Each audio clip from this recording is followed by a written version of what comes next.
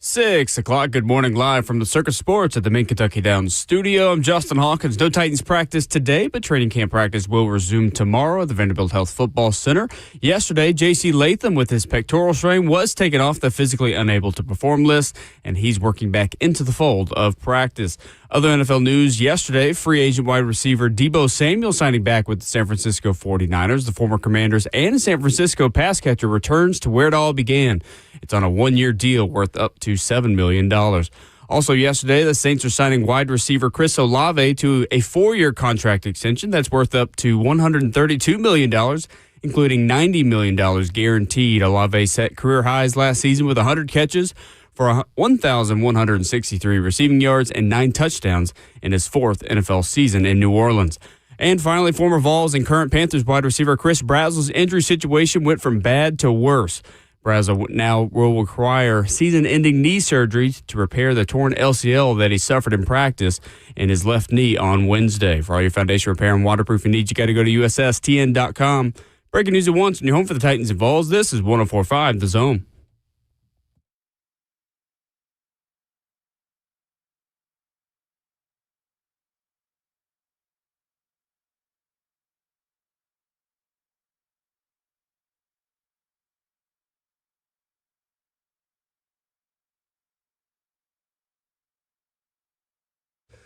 It's a beautiful Friday morning in the Music City as we wrap up week 1 of Titans training camp. Good morning and welcome in to Ramon and Will on this Friday, July the 31st. 615-737-1045 is our number. Defense wins day 2 as they often do. This early in training camp, Jermaine Johnson spoke to the media and said some interesting things. Dan Moore thinks the vibe in the building feels very professional. We'll talk about what that could mean coming up here this morning as well. Brent Hubbs and Ron Slay at their normal times for their weekly visits. Your thoughts, musings, concerns, and anything in between. The F and Big Chat, Facebook Live, YouTube, Twitter, or Twitch. Back in studio this morning, Ramon Foster, Justin Hawkins, our producer, myself, Will Bowling. Good morning, gentlemen. How are we doing? We're good, man. Good to see your faces. It was live and in person. It was a delight to see you this morning, too, Hawk. It's been dark in this dungeon back here. It's been lonely. Do you at least go and turn like the lights on in this studio? No. You know what? In fact, I turned both your lights and my lights off, and I am just in darkness. Really? Yeah. Wow. That's just embrace it. Okay. Yeah, that's one way about it. But today, it's Friday. We're going to act like it, and we got all the lights on. We got all the lights on today, man. Welcome home, you know? Exactly. Welcome home, Brother Hawk. That's kind of the way the Titans feel going into training camp this week as well, man, is welcome back to football, man. Have you enjoyed a little bit of the football conversation, Hawk? Oh, I loved it. Love that. Okay, that's all we were looking for. As soon as we get football in the look, as soon as you started broadcasting on Wednesday and you hear the lawnmower in the background, you're back. We're back, baby. Is it we loud? Are back. Oh, it's fantastic. It's loud enough. It also reminded me that I need to go mow my own yard. You do. There you go. Oh, okay. Well, we're getting close. I got 2 things I can. Well, no, you don't need a lawnmower, okay? But I have to bring this. I'm thinking next That's what weekend. You think. Mine's old. Is it old? I got a spare one. Speak for yourself. Okay. I turn it on. I have to let it sit for about a minute for it to warm up. Do you really? Yeah, but it gets the job done. That's all that matters. It's been kicking for about 8 years. That's all that matters. This a push more? Yeah. Okay, all right. Sure bet. That makes sense then. All right, for sure, Hawk. I have to do something, man. Have you? I got to bring that grill to you. I say next week. Hear me out. That's fine. I'm here. Because the shoe drive is next week. Oh, yeah. And I'm going to already be out in that space. I got to make sure I have my straps and everything to put this grill in. How many appliances are you giving Justin here? Well, I got so much stuff at the house that has to go. It's very nice of you. It is, man. It is very nice. The grill, and I might do the lawnmower. I ain't sure. I got to check on the condition of the lawnmower. Okay. But either way, the lawnmower training Probably camp is better than awesome. what I got. And look, I can replace the carburetor if I need to. Oh, you I know know. how to do that? Yeah, I did that in my current one. That's why it's currently lasting as long as it has. Fantastic. Modern day MacGyver back there. There you go. There you go. Thursday at Titans training camp, defense wins. Defense really left no doubt yesterday, did they, Ramon? No, none at all, man. Like, there was some good offensive moments, man. I mean, I think Mitch Trubisky probably had the pass of the day. Yeah, about a 50-yard bomb to Bryce Oliver, and that ball traveled 50 yards in the air. Like, I feel like everybody who saw it pretty much had the same conversation. Like, you could talk through the ball being in the air. Like, I was standing next to Ben Jones and Brad Hopkins, and I said, he's behind the defense. And Brad's like, he can throw it there. And next thing you know, Ben's just looking like, yep. Like, it was a whole succession of everybody breaking this play down. And it was a beautiful ball. Like, I get why Mitch Trubisky was, one, drafted that high, but also still in the league as well. The arm talent is there. The understanding and feel of downfield play is there. But as far as the offense, having many plays like that, or just the ability to breathe, that was the biggest thing I thought. Like, it wasn't just like the defense won. But when you look at the way they were just smothering the offense, even on short completions, like, they gave them no room to breathe after completing the pass, after trying to go deep. There was pressure that was given to Cam. All 3 units that were out there operating, all 4 units that were out there operating, like, there was nothing that they could absolutely do that made you feel like there was much breathing room. Like, whatever 2 days ago was, the first day, the defense said, you know what?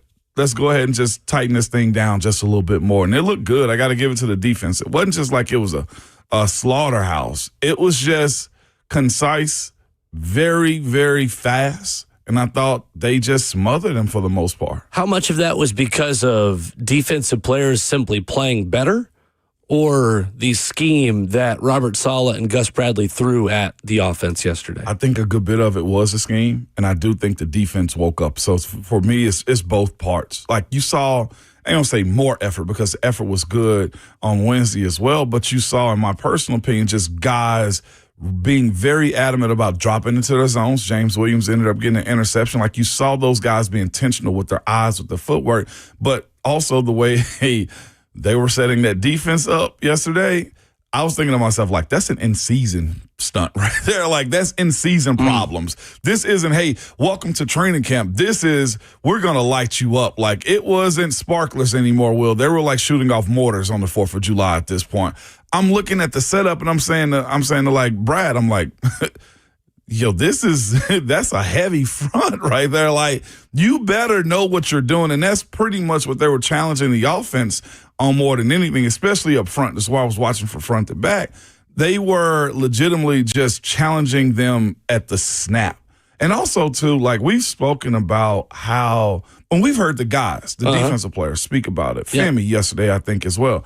Like, if you got get off, we've heard Jeff say, man, my get off has to be the best. First 2 steps are critical in this defense. First 2 steps. I'm watching from the side a little bit yesterday, which I hardly ever do. I don't think I can get used to that. But I'm watching from the side. And it's good to see, though, too, Will, because you see what they're talking about. Those first 2 steps. And I'm just going at, like, if you are a center for the Tennessee Titans in 2026, or you're a team that's playing the Tennessee Titans defense in 2026 and beyond, the guys that are over the center, they're reading the snap at just like as quick as like a drag car racer is. Like, they're going immediately. Well, there really is no reading, is there? Like, it is attacking. That's what they've talked so much about. This is not a react defense. No. This is an attack defense. And the way they're watching the ball and their get off is, I know they're not in shoulder pads, but it is fast. Well, and two, that's not just a way to describe the defense. It is literally the strategy of what the defense is designed to do. Yes, it is. When we talk about this being an attack defense, it's not just, we want to have an attack mindset. It's that they are literally being taught to take 2 steps and get upfield, perhaps in a different way than they used to. And previously, not running out of your gaps and not being too aggressive was part of the motto. Like, every defense wants to be aggressive. Yes. How is this defense different, though, than most defenses is what I'm asking. Because I think I'm trying to get people to understand, like, there is a difference between some random defensive coordinator, or even let's just say last year, Denard Wilson saying, we want to be an aggressive defense, to the aggression and the attack mindset that this defense has. But Denars was done with assignment. Like a 3 technique had to make sure he had to maintain, let's go, the B gap, right? What is a 3 technique? 3 technique is on the outside shoulder of a right guard. Okay. So let's say it was his responsibility to attack that gap and stay in that gap. Like get penetration, but also read and react. With this one, there is just get penetration, and whatever happens after that happens. Get upfield. Get upfield. Go. And I don't like when I say it, like I absolutely mean it. Like watching them work on those double team drills in which they're splitting guys. So let's say there's a tackle and a guard, and you have what we would call, in simple terms, call it a B block. We call it a double, okay? So it's a double to the front side linebacker. Here's where this defense will take advantage of teams. Offensive linemen, we have clocks in our heads, okay? I got first level first, and I got to get to the linebacker. The way this defense works is the defensive line is only, in my opinion, worried about getting upfield and splitting that block. The moment that the guard goes to the linebacker, there's a gap right there. So if your tackle isn't disciplined enough to cover up the defensive lineman, there will be pressure in the backfield. And that's why when we've been having these conversations about this defense, it is the linebackers and secondary responsibility is to keep everything in front of them, which is what we saw a little bit yesterday, especially in the pass rush too. Like these guys are able to drop into their zones, and there's so much pressure being caused by the front 4 or front 5 if they choose to rush more, that you got enough time to react to making a play. Speed matters if you're a linebacker on this team. Being able to be good in space matters if you're a linebacker on this team. And I only say that because the defense may have holes for you. The defensive line may create holes for you, and it's your responsibility to fill those holes as a linebacker more than anything. Because, again, they're going to be so much upfield that there may be some gaps and gashes that will happen against this defense if linebackers don't fit the way they're supposed to, or D linemen don't at least make the running back, quarterback bounce it outside. Like there are gaps in this defense. Like a very disciplined offensive line, a big one probably, can cause havoc to this defense. You can take advantage of that over aggression. Yes, there is that. If there are screens that are thrown, like you better be very disciplined at the second level of the defense to make sure you get downhill to make those types of plays. How much will it help this offensive line practicing against this scheme every day in training camp? This scheme right here is good, but it's quicker. Let's say if you had a 3 down front where you got a nose tackle, 2 D tackles, or 2 D ends and outside linebackers. Those guys hold anchor a little bit more. So it's a little bit more of a slower blocking scheme than what this requires. This Robert Saleh defense goes so fast that it makes you react fast. And when you get to those type of 4 down penetrating defenses, you'll be accustomed to what this is. You know how to operate a little bit quicker. The front 3 down guys, that's where this offensive line should be, I would feel like, more conditioned to handle moving those bigger bodies around. Because, who is it? Houston, I think, plays a good bit of a 3 down front from time to time. Jacksonville does as well. Being able to read those angles and still say, we got enough time because we are actually slowed down now as opposed to speeding up with what we see in practice. Well, and right now, you have guys like Dan Moore saying things yesterday like, Jermaine Johnson's going to give us some good work. This front is going to make us better. That was the message yesterday from Dan Moore, who you will hear from during the show this morning. Who was talking a lot of trash yesterday to Jermaine Johnson as well. Yeah, I mean, I wouldn't have even really classified it as trash. He was speaking very confidently about himself and about this defense. No, I was talking about on the field. They were jawing back and forth a good bit yesterday. I think whatever happened to Dan on Wednesday, Dan was looking at him like, bring that again today. Because Dan Moore did not have the best day Wednesday. He did not. And he was better yesterday. He was. From the get-go, I thought that Jermaine and he challenged each other in a way that was just like, this is going to be a camps-long battle, which it should be. 615-737-1045, a full practice report coming up next for you. There was one player who I thought was most impressive on offense or defense yesterday for the Tennessee Titans, and it is a player that you're going to like to hear is playing well. We'll do that coming up next. Ramon Foster, Will Bowling, back in studio. Ramon Will, 104.5 The Zone.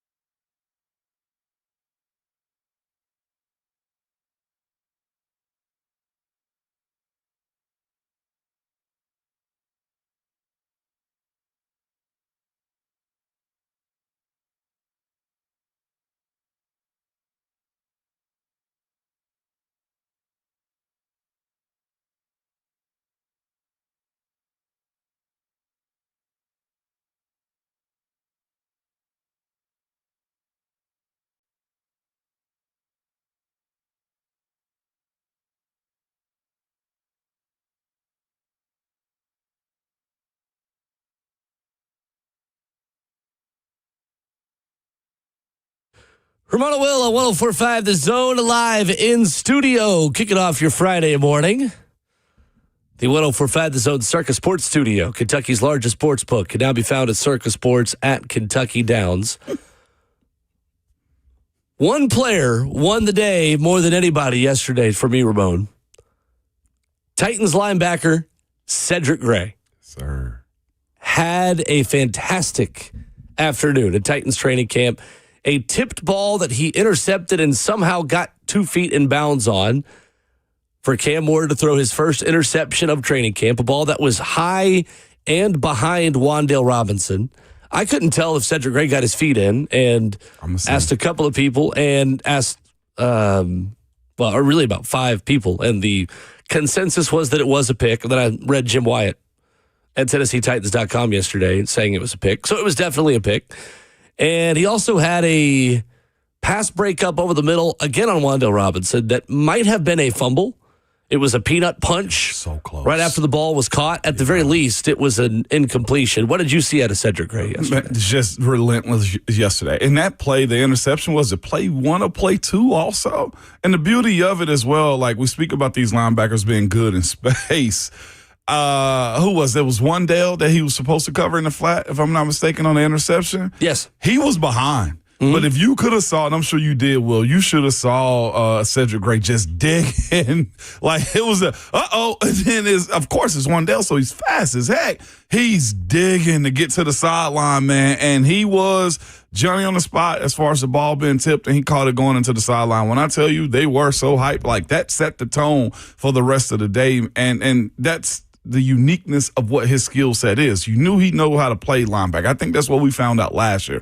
As far as overall pure linebacker play, as far as the competition between him and James Williams last year, you saw the separator and the skill set of both of those guys. Like, you were hopeful for what James Williams could be, but when you saw Cedric Gray play linebacker, he played it well. And for him to have that understanding, then in this defense, to be able to run side to side, up and down the field and be good in space, that to me is going to be his strongest attribute moving forward. And that, in general, I think I'll say this, though. If he could just act just a tick sooner, because that route could have been there. But again, when you're hustling the way this defense requires you to and got the skills that he does, you're going to make those type of plays. But I'm with you.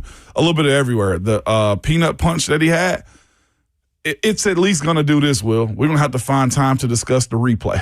Okay? Like, on Titans Brawl, Titans Radio, like, that's what that play did yesterday. It just shows you his intent on being good in this defense at the linebacker level. He was really good. I thought, too, as a whole, in the run game, offense broke some big plays yesterday, but not when Cedric Gray was on the field. No, not even. With that starting group, you saw TFLs, you saw a lot of traffic for running backs to navigate through, and overall, it was certainly a pro defense day at camp. But linebackers kind of led the way within that, and I think it's a very good thing for Cedric Gray to be taking the next step as a coverage linebacker, considering what he's going to be asked to do.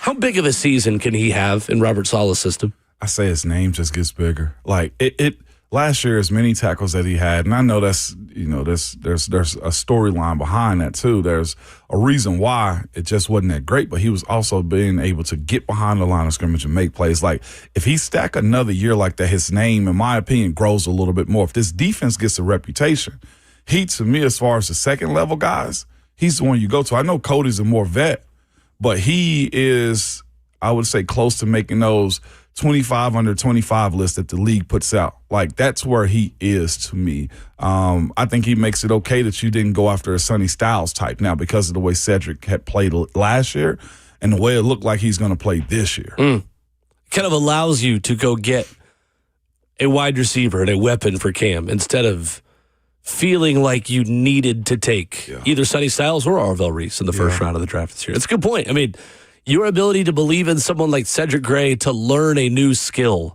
and master a new part of his game gives you the freedom to go get Carnell Tate, who so far looks like a number one wide receiver. He does. And the young side also of Cedric Gray, too. Like, the fact that Robert Saleh plans on being here, I'm guessing, for a while with this defense, having your guy, your Dre Greenlaw, your Fred Warner type. That's right? a foundational piece for his defense. Exactly. You have your field general. And of course, you got the young pup that's also getting some time from time to time as well, Anthony Hill Jr. Guys that you can count on a little bit too. Diabate, another. I mean, Dorian Mausi has been in there and has received praise from this coaching staff. It's been very refreshing to kind of see this linebacker core step up and be a strong part in training camp so far. But again, as far as Cedric goes, you ask the question, how big can he be? If he becomes more of a tackling machine, I'm not sure if he's going to outright make a Pro Bowl, but his name will be in the conversation. He should get votes or one of those alternate guys if he plays the way he did last year, getting 2 interceptions, and this defense gets a reputation around the league. Like, that's the other part as well. Guys playing the Titans to know who he is, but as far as just like the national attention that's given to him, the better this defense gets and the reputation that Robert Saleh has on building these types of defenses, say to get more praise. Like, I don't want to go all pro or nothing like that. It's just a matter of you hope he's in the alternate conversation for Pro Bowl. I saw the NFL the other day posted something on Instagram that was an NFL under 25 team, the all under 25 team. Cedric Gray was on there at linebacker. Oh, he's already on there. I mean, I think that if you were looking at building blocks for this football team of known commodities, I think Carnell Tate will become one of these by the end of this season. But for right now, you talk about under 25 years old and players you feel like are going to be here for the long haul. On defense, Cedric Gray is the beginning and end of that conversation. Because you've added a lot of free agents. You've added a lot of vets. John Franklin Myers and Jeffrey Simmons are around 30 years old now. Alante Taylor and Cordell Flott. Flott's a little bit younger, so he would be another one. But Alante Taylor is a player that, again, is in the prime of his career, but we're not talking about 25 years old. I mean, Cedric Gray is the foundational piece of the defense that's young enough to feel like, okay, that's a box we can check for years to come if he is able to adapt to this new system. And obviously it's been 2 practices. Our powder might be a little bit moist, but we're trying to keep it dry. Yeah, I think the early returns are good about his ability to play the system. And I just believe, Ramon, that Cedric Gray is a very smart football player. I think that he is wired the right way and made of the right stuff to figure out a way to fit in this defense. Maybe not to a Drake Greenlaw or Fred Warner level, and who is, to be fair, other than those 2 guys. But I think there's a role for a thumper, even if he doesn't ever turn into a great coverage inside linebacker. Make the play when it's there to be made. Absolutely. And that was kind of the example we saw yesterday. Passes a little bit behind a receiver. You're in the vicinity. You're ready to make a hands catch and get 2 feet in bounds in front of the sideline. And that's an interception. And whether it's you read over the middle of the field and cover 2 and drop back in the middle zone and make a pick, or if it's just a deflected football that you catch. Either way, it counts as a pick. And that's a good sign for this defense. Yeah, I just went to look at somebody's random draft profile on Cedric Gray coming into just to see where his weaknesses are and his strengths are as well. And I'm looking at where their reported weaknesses are on Cedric Gray, and it looked like he's kind of concentrated on making these a strength. So here, missed tackles have been a concern last year. I think he kind of put that to bed a little bit, right? He was a tackling machine last year. He was a tackling machine, yeah. Open space and all. It says struggles with shedding blocks and can be overpowered by linemen. Like, most linebackers deal with that as well. If that's one of those concerns, I don't see it in this defense having to be a big deal. Taking on guards, you don't want to wrestle them. No linebacker wanted to wrestle offensive linemen. Occasionally over pursues. I don't see that being the case in this defense as well. Again, with the space that he's allowed to operate in. Instincts and run defense lags. I don't know who found these weaknesses, but in the couple of years that he's been in the league, he's kind of worked to minimize those. If just watching him play last year and the way training camp has gone on the first couple of days, my point is this. Sometimes you draft a player and you say to yourself, okay, we'll see what he's made of. Like, being successful in the NFL goes to sometimes more than just the coaches. Like, individually knowing what your weaknesses are and minimizing them as best as you can is how will you have a guy like Ced Gray who becomes a foundational piece for the defense. And I think you framed that right. Like, you're not promising, I'm not promising a Fred Warner, Dre Greenlaw type. But sometimes, and that's the unique thing about like building a team, being very solid, consistent is a pro.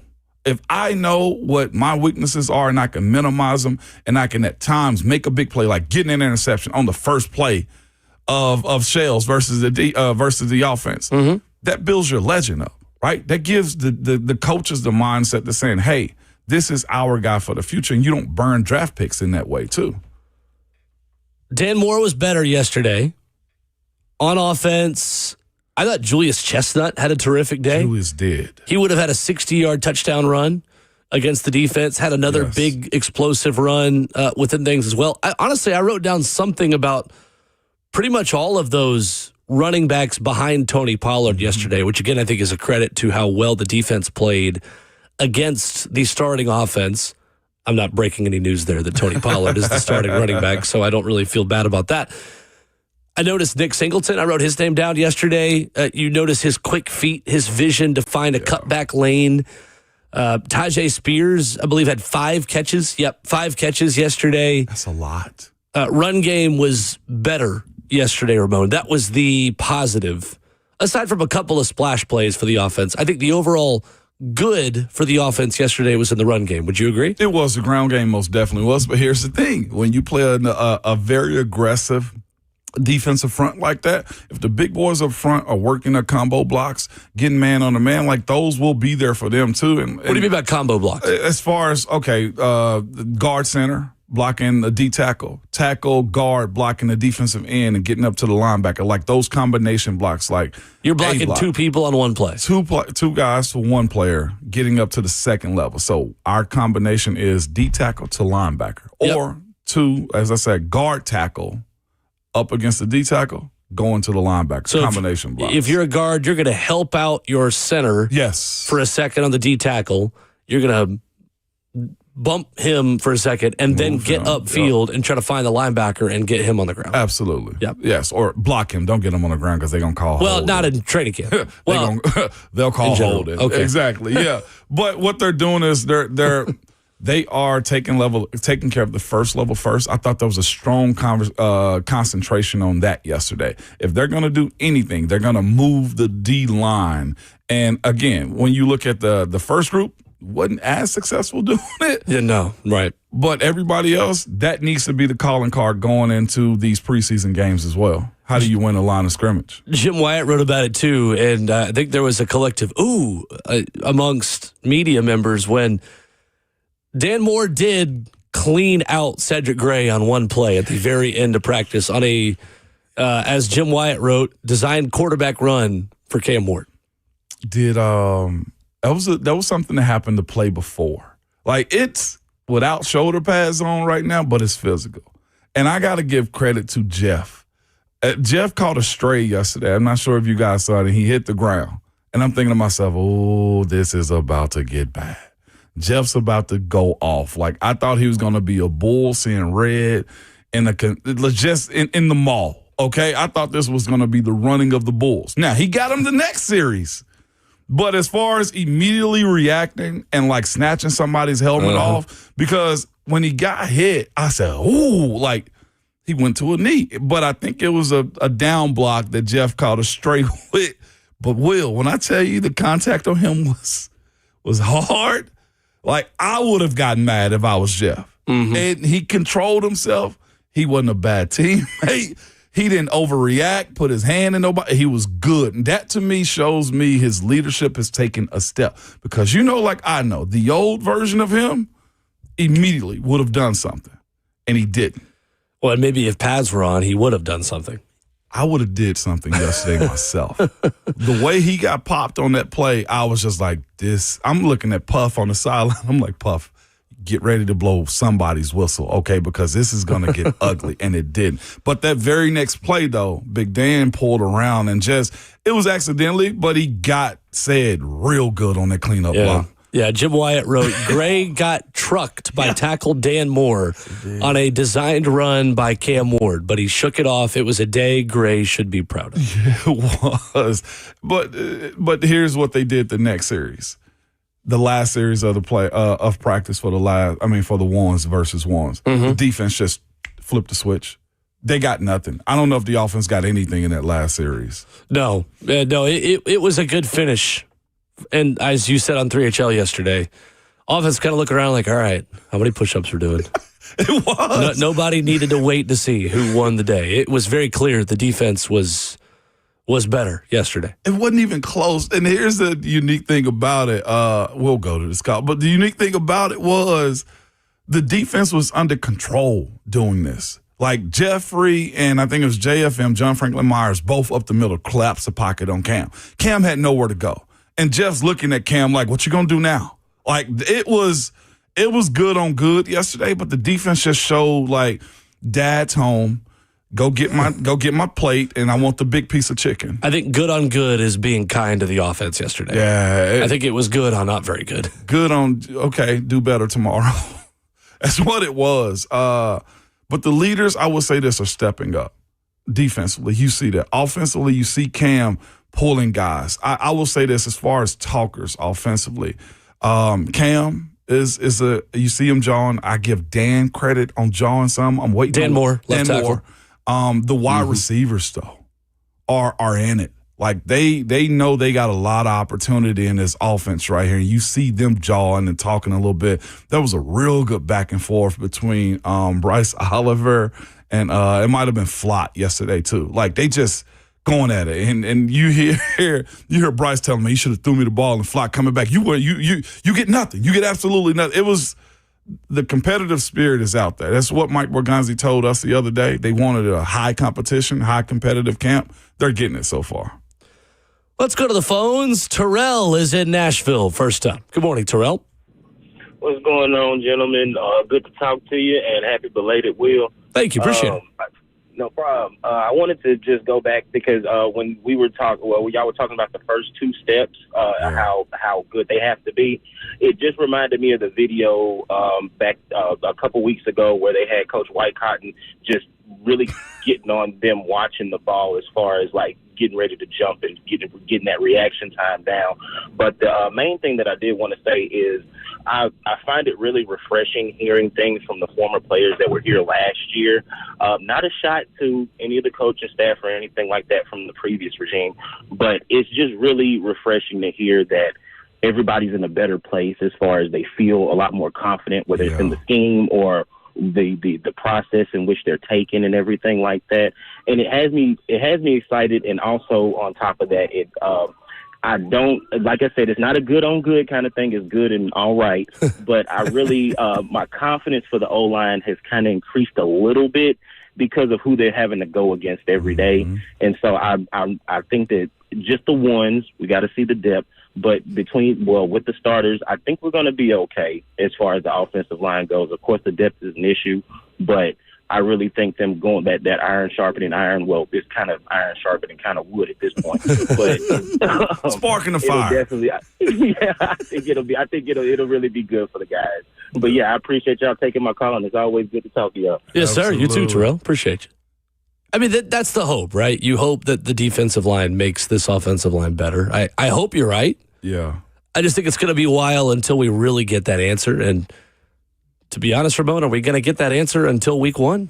Because I don't know if preseason tells us how much progress this offensive line has really made until it's full go, full 4 quarters, full scheme, nothing's vanilla, and the lights really come on in September. That's the difference right there, is the vanilla part of it. Right? Yep. Because, I mean, preseason, you're not running everything. No, nor should you. No, you shouldn't. And, like, preseason is also for evaluation. So they want to put guys offensively and defensively in the most simplistic offensive plays and defensive plays as well. Or just plays they want to work on, right? I'll say where you can judge it is, okay, when the ones are in, if you see, okay, it's base versus base, can they move the line of scrimmage? Can you get a 4 or 5 yard run? Because here's the thing about the success of the run game. You chip away at that rock. This isn't a situation in which, hey, the run game shows first play of the game a 70-yard run. Like, that's fine. That's perfect execution. But the game of football is a lot of ebb and some flow. And if you, as an offensive line, can get 4 yards on first down, Cam makes a completion of 3 yards, and if it's 3rd and 1 or 3rd and 2, can you get a first down? That's only 6 yards in one series right there, right? Like, that's what you're looking for, the continuation of moving chains. You can see that. in preseason. And it's funny judging a good run day in camp because, again, defensive coaches know what you're calling, and offensive as well. And at some point in time, you get accustomed to going against your defense so you know how to block them a little bit better. It'll be a totally different makeup and scheme whenever T'Vondre Sweat lining up in the nose tackle position, right? And he's playing with a little bit more anger. Sure. I mean, you got the Jets defense coming to town. Like, flow is what you want. What I want from them as far as recognizing that they are getting better in the run game or as far as an offensive line is, at what point do they start giving it back to the defense and okay, they feel good about themselves as far as chirping back at them. If they do win a drill, how dominant can they be in one drill? That'll show you, okay, at a point in time during the season, our guys know how to answer the bell. Like, that's what offensive play is in general. When your numbers call, either to start the game off, finish a game, or situationally, can this group get something to happen? Like on those deep passes, when Cam's got to have it, will they stand up? So, yeah, we'll judge them appropriately during the season, but there will be little spurts in which, whereas base offense versus base defense in these preseason games, can they just win it? For now, there are just a lot of unknowns. A lot of unknowns about this offensive line, and for the foreseeable future, that's going to kind of be the holding pattern we sit in until pads not only come on, but are popping in the Titans scheme that they're going to run on Sundays. Mm-hmm. So until then, yeah, we hope that all of this makes them better, but it's going to take some time.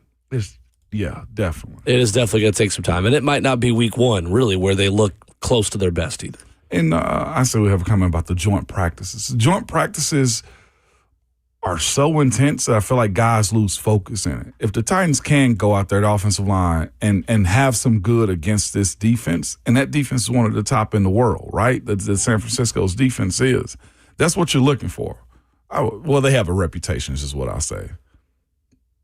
With that being said, if they can have some success, like total domination, it usually doesn't happen in joint practices like that. I don't know. I can't wait to see it, is what I say. I'll report back when we get there, Will. Sure. I guess we can go ahead and tell people you will be there for the joint practice singular in San Francisco. Yeah. And we're going to divide and conquer a little bit. We will, man. Literally East Coast. Well, yeah, South versus West Coast right here. Sure. Yeah. We'll conquer the world, though. I'm looking forward to it, though, because I hadn't really seen on-the-road joint practice in a very long time. Mm-hmm. And I kind of want to see how the Titans adapt to that situation, being out of your locker room, being on the road, having to travel to a practice field, et cetera, et cetera. And then, of course, practicing against a team that's got a tie to Robert Saleh in general. Yeah. A lot of guys who will know Robert Saleh very well. Yes. For sure. And they're going to know what to expect as far as what he's going to ask of them to do as well. So, like, I want to see matched intensity when it does happen. 615-737-1045, open for your thoughts, comments, and questions from Titans training camp so far. 615-737-1045. Coming up, though, we send our congratulations to the new color analyst on the Vol Network, Jason Swain, after this.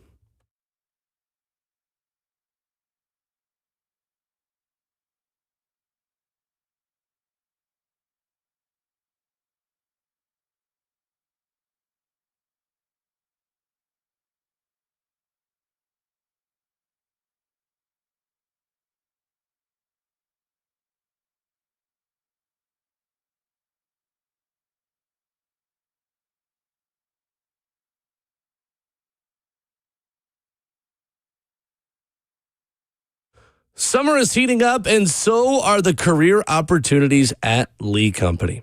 What's up with Will Bowling? Their team is hiring skilled tradespeople in HVAC, plumbing, electrical, sheet metal, and more. With 80-plus years in business, Lee Company offers competitive pay, top-notch benefits, and free training to help you grow.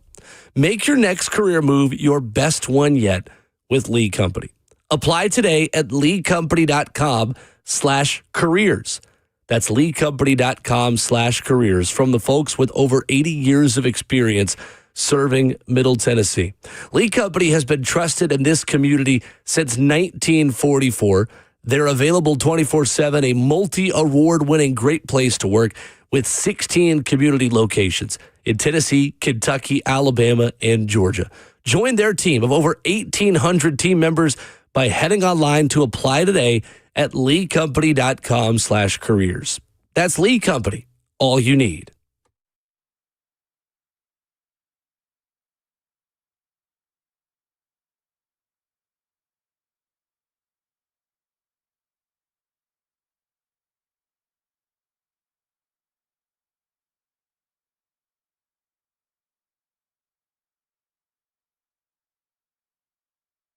For over 50 years, Brentwood Jewelry has been proudly serving the Brentwood community with exceptional style and exceptional deals every day.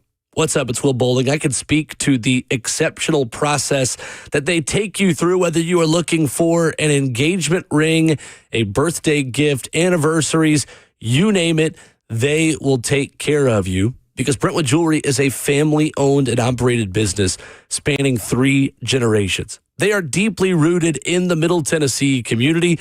For my wedding last month, they helped me take care of all of the details. And they understand that when you walk through their doors, you are making a big investment, a big purchase, and they're going to walk you through every step of that process. You can learn more about them and their selection at BrentwoodJewelry.com, or you can walk in at 7012 Church Street East, located in the heart of Brentwood, just off Franklin Road. That's Brentwood Jewelry, exceptional style, exceptional deals every day for over 50 years. Online at BrentwoodJewelry.com.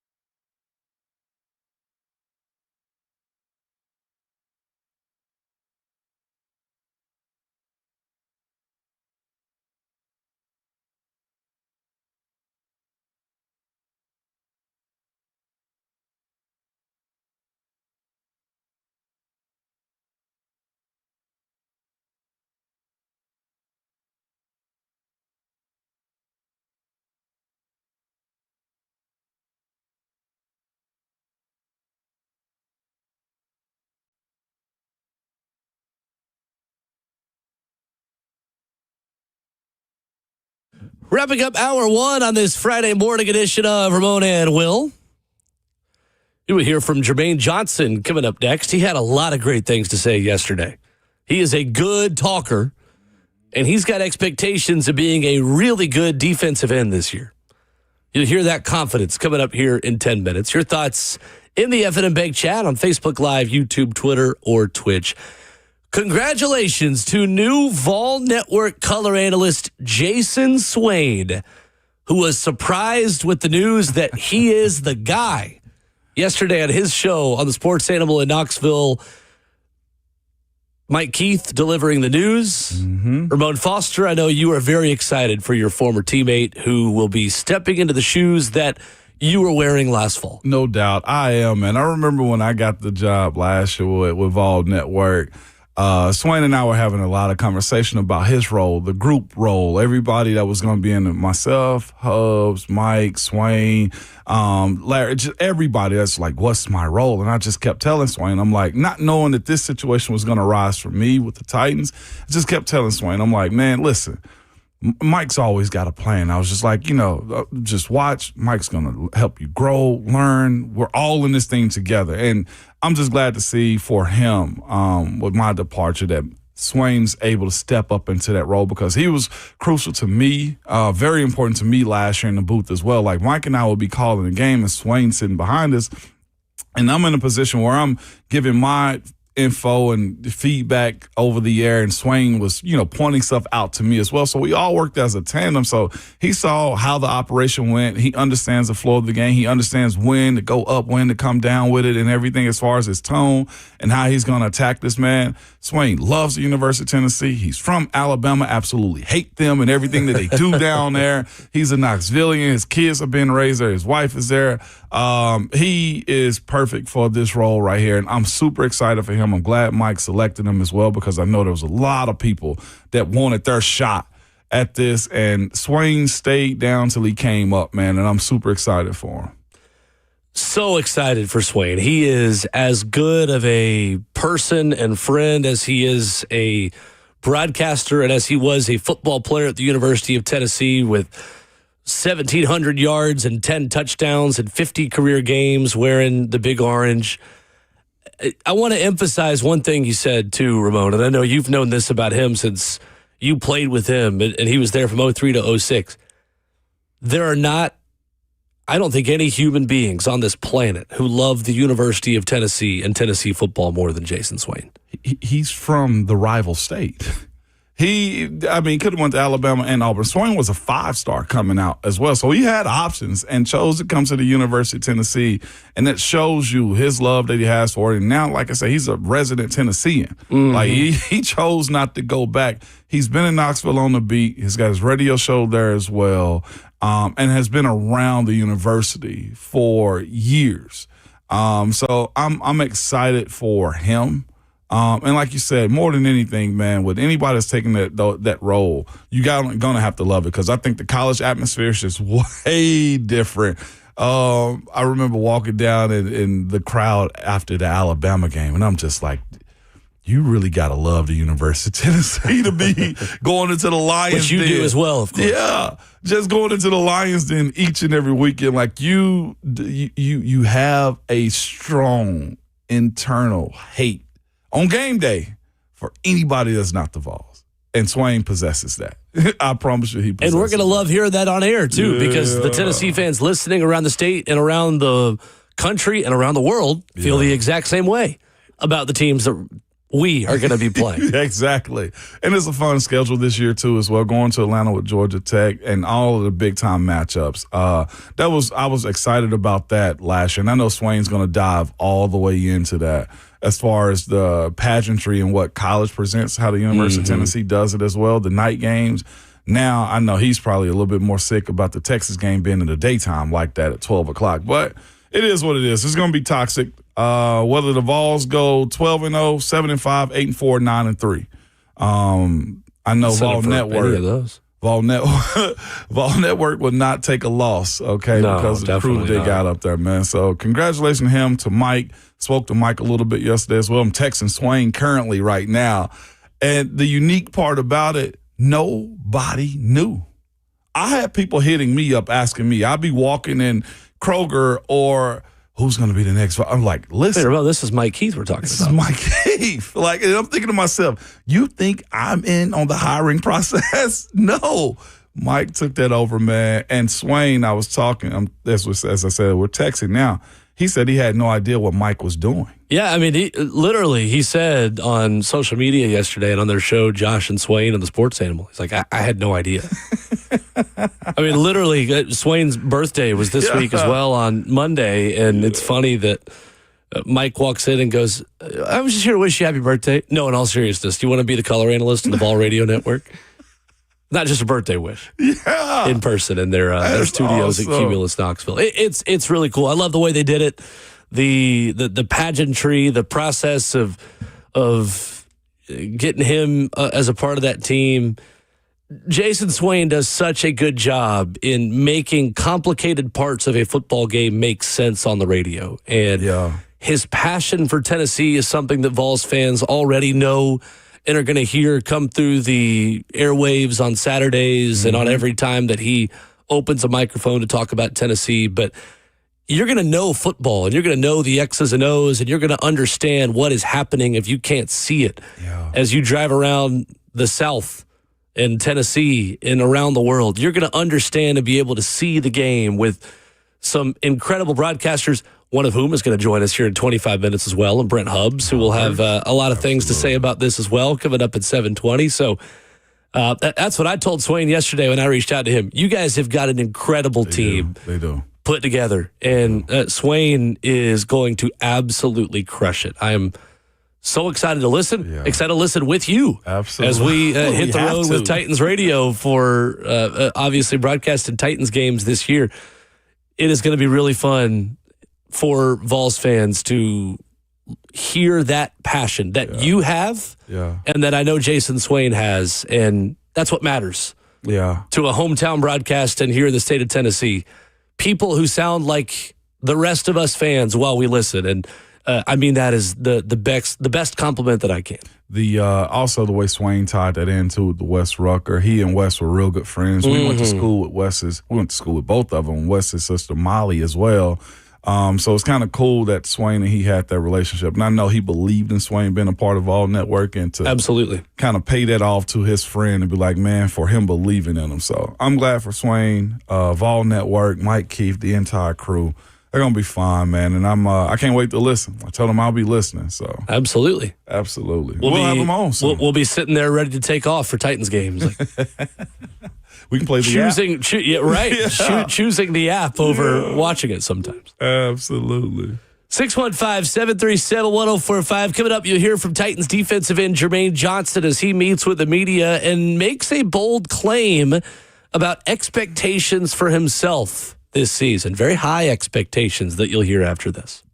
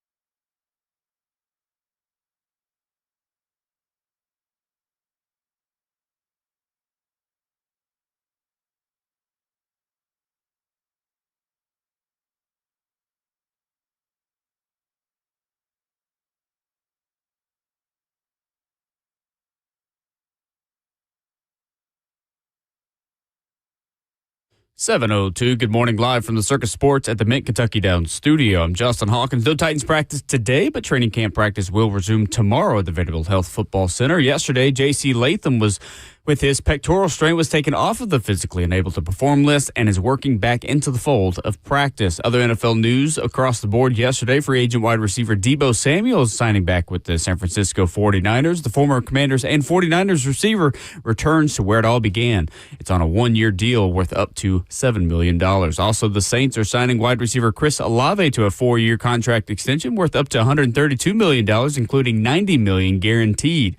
Olave set career highs in his fourth NFL season last year with 100 catches for 1,163 receiving yards and 9 touchdowns. And finally, former Vols and current Panthers wide receiver Chris Brazel's injury situation went from bad to worse yesterday, as it was announced that Brazel will now require season-ending knee surgery to repair that torn LCL that he suffered in practice on Wednesday in his left knee. For all your foundation repair waterproofing needs, you got to go to USSTN.com. Break it easy once on your home for the Titans and Vols. This is 104.5 The Zone.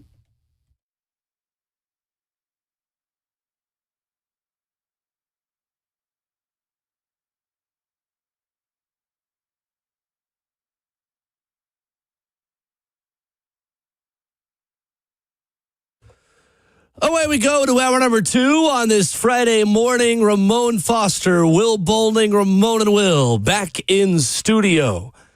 Wrapping up the month of July, the first week of camp as we head into the weekend. No practice today for us to watch. We'll be back out there tomorrow.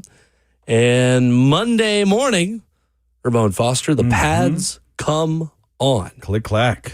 And defensive end Jermaine Johnson yesterday says, this offense isn't ready for what's coming when pads come on. What would your reaction be as an offensive lineman hearing defensive end Jermaine Johnson say that at the podium yesterday? I don't think you're ready, okay? Because that's just where I would be like, hell yeah, let's go. Hey, I would give a talk to the guys the day of, like, y'all know this food, and went out here and told everybody that we don't know what we're expecting. If y'all got any pride and care and hope that we are going to be a better team, it starts. And it starts with him. If we got an ace block against him, he got to go.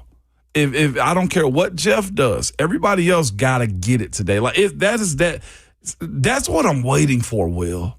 Somebody to answer that offensively. Like, they don't have to say it publicly, but it is one of those situations, like, I wish you would call us out like that publicly again. Do you know who we are? Like, I need Big Skull, Peter Skoronsky, to be front and center. I need Austin Slopeman to be over the ball. Don't even get in the huddle. We'll tell you the snap count, and we will tell you the play after we break huddle. You just stay there and you look at them all day long. Like, that's the part that the good old linemen and, like, units, they do. They get to a point to where everything they do it with a hop. They do it with a bounce. And those little call-outs right there, nah.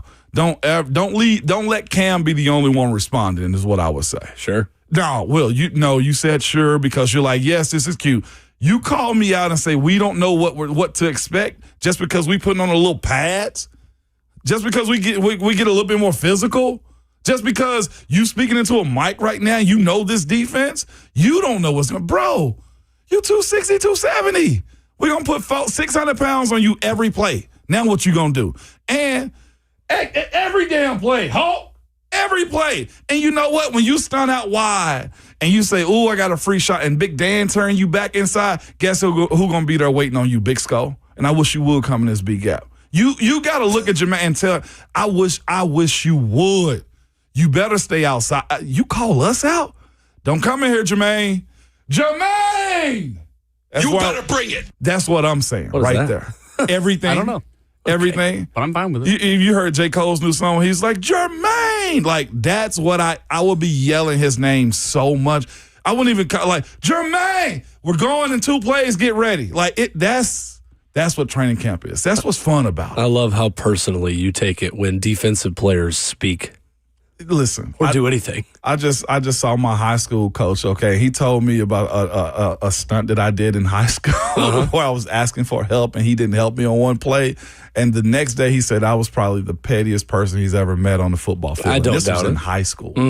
I'm calling Jermaine. Bring your friends over here so we can do this again. That's what I would do. But that's just me. And I'm not playing, so let me stop talking trash. Jermaine Johnson was asked about what it was like when he originally learned the Robert Saleh defense, the learning curve of what it's like to be a defensive end in this scheme. I remember coming in as a rookie into the system, and I mean, more often than not, college guys are kind of taught to read and stuff like this. This is the complete opposite. So it's definitely a lot to learn. It's, technique and everything. Like, you are running off the ball, sprinting off the ball, and that's just, it's kind of a little bit of a learning hurdle for some people. I know it was for me, but once you get it, it's definitely, I think it's the best front, the best style of playing football. Saleh talked about having you guys rushing waves, but having versatility. Where do you feel your skill set? Like, what does your skill set bring to the pass rush rotation? A kind of tenacity and effort-like play that's uncommon. And not to mention, the talent and stuff like that. But I'm big on the intangibles. Like, it's the NFL. Everybody has talent. Everybody is physically gifted. But what can you do that separates you? And a lot of times that's the intangibles, the effort, the passion, and the violence. You can't really teach that. And if you have it, you have it. If you don't, you don't. And that's why this style of play, this defense is not for everybody. But I know we got the right guys, not only in the room, but on the team, on the defense, to play this style. What makes this defense the style for you? I was made for this defense. This defense was made for me, and I'm just happy to be in it. Jermaine Johnson, a couple minutes later, on believing that he is one of the best defensive ends in the NFL. Just kind of no hype. Just give me my helmet. Like, I just want to go play football, and I want to be myself and be the player I know I am. I don't really care about potential talk anymore. I got to go do something this year. And I believe I'm top 5, top 10 in my position in the NFL, but that's not the case statistically. And I got to go change that this year. Wow. So Jermaine Johnson talking about stats. What is his sack goal for himself? At least 10 to 12 sacks, and then I want to be feared in the run game. I have to be feared in the run game. I want it to be a detriment to the team not having me on the field in terms of how much I am an asset and a pillar to the team. And if I'm not doing that, I feel I'm wrong. So I know I'm Coach Saleh's guy and everything like that, but I mean, I just have a lot to prove, not to anybody else but myself this year. That's real. Love that. That's so open and from honest. Jermaine Johnson. And again, to the point we made earlier and to the point you just made a couple minutes ago. Offensive line. Fight back. Yeah. Match that energy. Yeah. Meet that level of energy and confidence from Jermaine Johnson, who is setting the tone for padded practices that'll start next week. That's real right there. I commend him just on the basis of knowing what his limitations are, what his reputation is, and also just proclaiming what he wants to be as a player in this league, the reputation. Like, he said what he wanted, but also backed up and just said, I know I'm not there yet. And getting healthy. This is 2 years removed from the big injury that he had. Being in that space and knowing how to, one, operate in this defense. He said he's built for it. Now go show us. Like, that's the response that you're looking for from this team. Like, and that's why I've been of the mindset, the veteran players and the most experience is on the defense. Offense, respectfully, is you want them to be in a position where don't mess it up. When it's your time to go make a play, because the defense, if they're wild like Jermaine Johnson, you're going to be in a position to where you're going to get the ball back or you're going to get the stops that you need so that they punt or only get 3. That's where the offense has to back this team up, is if they stop them if they only allow a field goal defensively, you got to go get 7. Like, that's the balance that you're looking for because, and that's also why it's super important too, Will, that you bring in guys that know your defense and your offense. You're hoping that there's somebody offensively that's having this Jermaine Johnson conversation. Sure. Wan'Dale Robinson? I would say Wan'Dale Robinson and Daniel Bellinger. I mean, the beauty of what the Titans have done this offseason is in the familiarity that so many of these players have with the staff.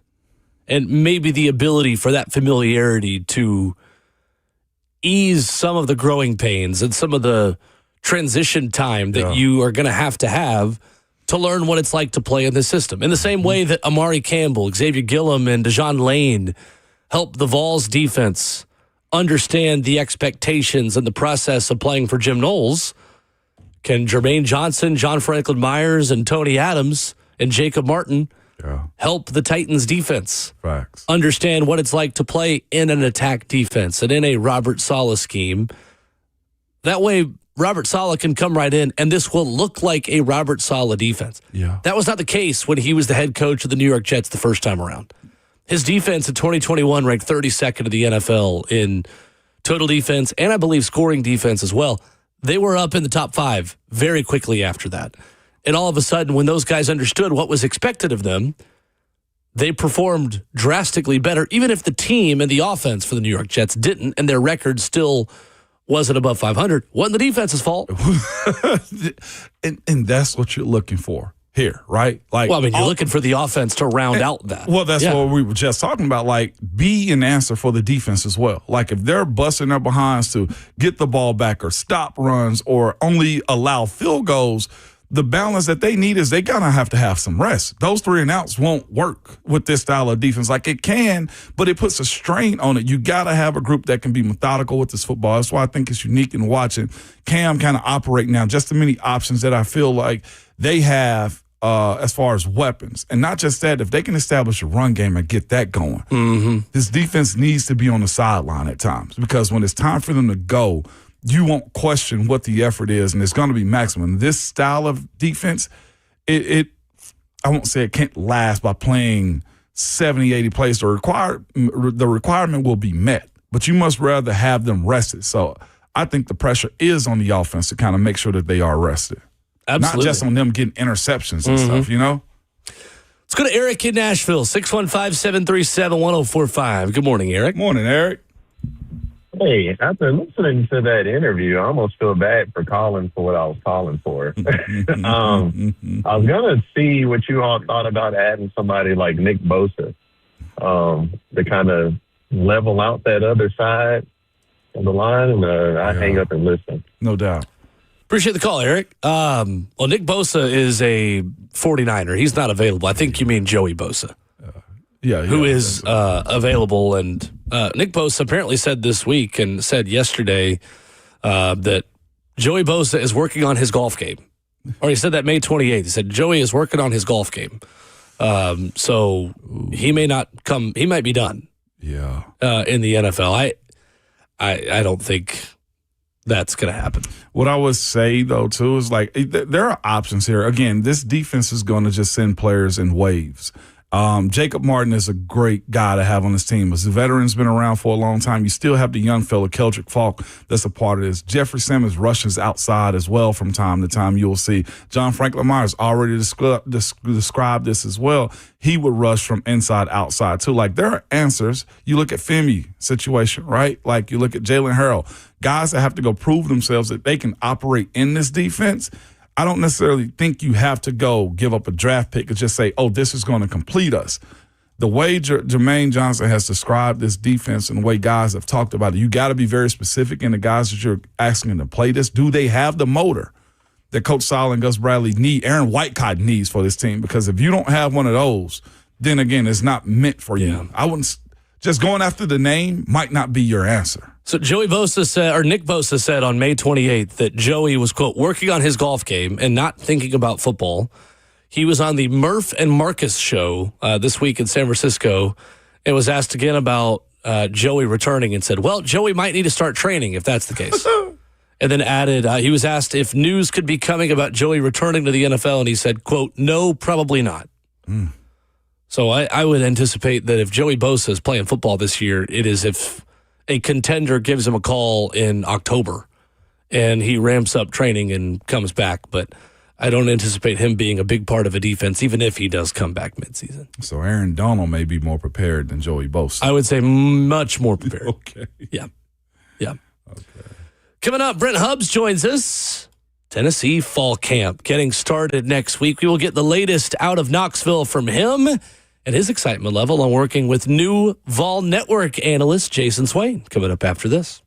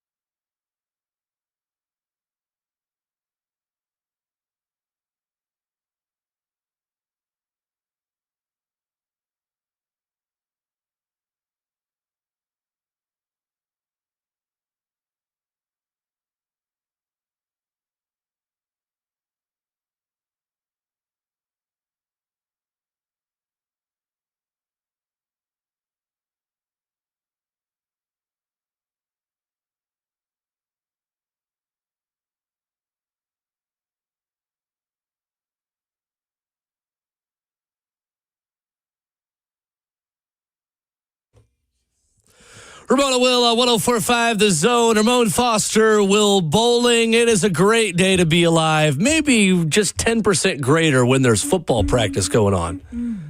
Next week, the Vols will join the fun with fall camp getting so close. As we are joined by our good friend Brent Hubbs of VolQuest and On 3 this morning. Brent, happy Friday. How are you? Happy Friday, Hubs. Happy Friday. I am well. We are, like you say, inside a week here. We got Media Day on Tuesday. We'll get an opportunity to talk to Tennessee's prospective quarterbacks that are on the roster, and then off to the practice field on Wednesday. And I think we're 36 days away from kickoff.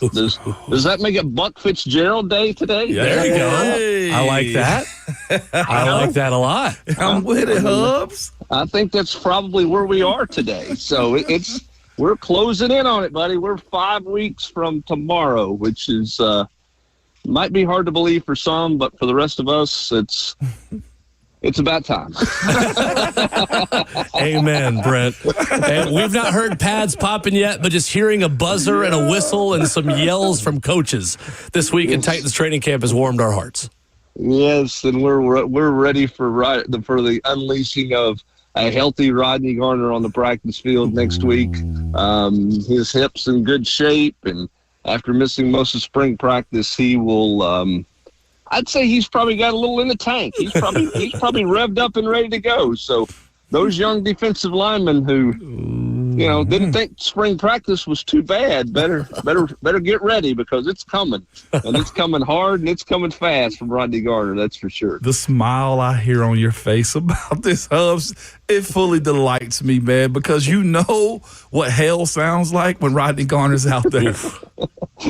Buddy, I heard it in 97, and it scared me, and I chuckle about it now because I knew what was coming when he returned. And I tried to tell some people, it's different. Y'all need to understand it's different. And but it's all within the framework of guys getting better, and that's a group that there's talent there, there's questions there, and to borrow the Josh Heupel phrase, there's no time to be young there, and Rodney Garner's going to make you grow up in a hurry starting next week. So that's a critical piece for this Tennessee defense and for Jim Knowles, and there's Rodney Garner's reputation's got to come through in terms of development of players, and he's got to develop some guys fast because they need help there for sure. He's going to sound like Denzel Washington and Remember the Titans saying, "It's not fun anymore, is it?" No, it's not. It's not fun anymore. No, I would say that part of the conversation has already happened. Yeah, that's right. Because I can tell you that a Rodney Garner walkthrough doesn't turn into practice, but it turns into, why are you smiling? Are we having fun? Is this fun? No, sir. No, it's not. No, I don't know. I just don't know what I'm supposed to say at this point. And that's when you're supposed to be, just don't say anything and go do whatever you're being told to do right now. I love it. Hubs, you gave me a little bit of a flashback with what you said a second ago. With that, I think that's this team in 2026 at a lot of positions. Coach Fulmer has said this. There is no time to be young. Hubs, that statement right there, it has to resonate through the whole program right now at a lot of hot positions. Quarterback, D-line, even, secondary still. You look at, of course, like guys that have to step up, Hubs, linebackers. That is the phrase of the year, no time to be young. Well, and I think the interesting part of that is, in this day and age of college football, you can avoid that phrase to a degree if you go smaller high school classes, more transfer portal life. And, Tennessee was young a year ago. They're young in some spots now. They're not as young as they were a year ago. When you look at what they're bringing back on the offensive line, where they are at running back, where they are at wide receiver, they're not young. But then there's some other spots where the whole group is young, or guys are going to be, in the rotation, and it's critical. A year ago, Ethan Utley played, but he your expectation for Ethan Utley wasn't great because he was a freshman and he was young and he was, if we can get him 8-10 snaps a game, maybe, whatever. Now he's a sophomore and he's got to go. And, Deshaun Brame's a sophomore at tight end that's got to go. Rodarius Jackson at receiver needs to go, or it's going to be a freshman in TK Keys. So they're not as young as you want to think they are in certain spots, but in some other spots they're critically young and they're new, and that's what's going to make this an interesting football season. And I think if you can survive early, the growth and development of that youth, if it can stay healthy, is going to be really fun to watch. And I think it starts by what Derek Owens has gotten done with that group, in the weight room, and where the transformation has come for those guys, physically as they get ready to go into camp here. Brent Hubbs of All Quested on 3, our guest this morning on Ramon and Will. I saw Steve Wiltfong, Brent, tweet the other day and give his opinion and say Tennessee hiring Derek Owens was the biggest non-head coach hire any program made in the country. That is very high praise for a member of this staff that we have talked a lot about with you and with Austin on Tuesdays as well. And he put the proof on Instagram, Brent, this week about the transformations that a lot of players have made. In your mind, just how big of a deal is this for Tennessee as fall camp begins, and this football team might look pretty different as they hit the practice field next week? Well, I think it's really big, and I don't want to beat up on the previous staff in any way, shape, or form, but the plan here is different. The program's different. The execution of the plan and the program is totally different. It's very holistic. With the nutrition part of it to the degree that it is right now, the accountability, the standard that's being created is different right now. It was interesting in talking to Coach Owens yesterday, about how you sort of manage this group in year one. And, he said in year one, everybody's the same. They're all freshmen. So what we're doing right now in year one is good, but it's not to the degree that it will be in years 2 and 3 in our program. And you're like, well, wait a minute. If these guys are doing this in year one, what is it going to look like in year 2 or 3? But I think it's a credit to his plan. I think it's a credit to his commitment to the players to get the buy-in. I go back to those first couple of days he was on the job. When you get on a plane in Miami after winning a title and you fly to Knoxville and you immediately start having individual meetings with players, the buy-in there becomes really significant, really early. And I think the veteran players on this team, which is where a lot of times you get resistance when there's new that's coming in, when the veteran players buy in, then it changes. And Ramon, you experienced this when Coach Cutcliffe came in. Yes. And it's just different. And so as a veteran player, you have 2 options. One, you can fight it and just say, we've done it our way and we're going to be all right. Or you can look at the success that new coach has had at various places and you can go, you know what? Maybe this guy knows what he's talking about, and you buy in. And that 06 offensive team bought in, because David Cutcliffe made you buy in if you're going to play, but you had to buy in, and you did buy in. And I think for this team and these players, they looked at the success that Derek Owens had at Indiana, and then when they had conversations with him, it was very clear he knew exactly what the plan was. He had it detailed out for those guys very early on. I think it made the buy-in easier, and then when they started seeing immediate results, everybody jumped in a hurry. And I think this team has done a really good job adapting to something brand new this offseason. Joined by Brent Hubbs of All Quested on 3 this morning. Hubbs, with that buy-in, a lot of body transformations have happened, just mentalities as well, man. And when you develop the way Derek Owens has done, you get younger guys like TK Keys involved in this wide receiver 3 conversation, man. How is that going to look? Because Heupel usually kind of sticks with his guys throughout the duration of the season, but he's got a plethora of guys, Rodarius Jackson, TK Keys, Travis Smith, and others that are trying to get on the field. Good problem, Hubbs. It is a good problem. And that's what you're looking for. You're looking for competition. And, they made a real commitment a year ago and said, hey, we don't need to go to the portal and get a 1-year immediate help guy. We're going to commit to Mike Matthews and Braylon Staley. This offseason, they've made the same commitment that, hey, we've got a lot invested in TK Keys. We think Rodarius Jackson can play. and we're going to ride with those guys. Now they got to go win it. They got to go earn it. For Jackson, that's a matter of consistency. He's got to be more consistent than he was in spring practice. For TK Keys, it's just in a matter of getting healthy. And as he's gotten healthy, I think he has impressed many this entire summertime, physically with what he's been able to do and everything else. So, I think that's good, healthy competition. How much do they rotate? Do they rotate at all? Do they stick with 3? That'll be a storyline as we get into the season. You'll see all those guys early and, against Furman. But I think how that rotation goes is going to be fun to watch because, it's there for somebody to win it and to earn it. And the question is, do 2 guys put themselves in that conversation? Do 3 guys, or does just 1 guy run away with it? Yeah. We're going to find out because it's there for the taking for them.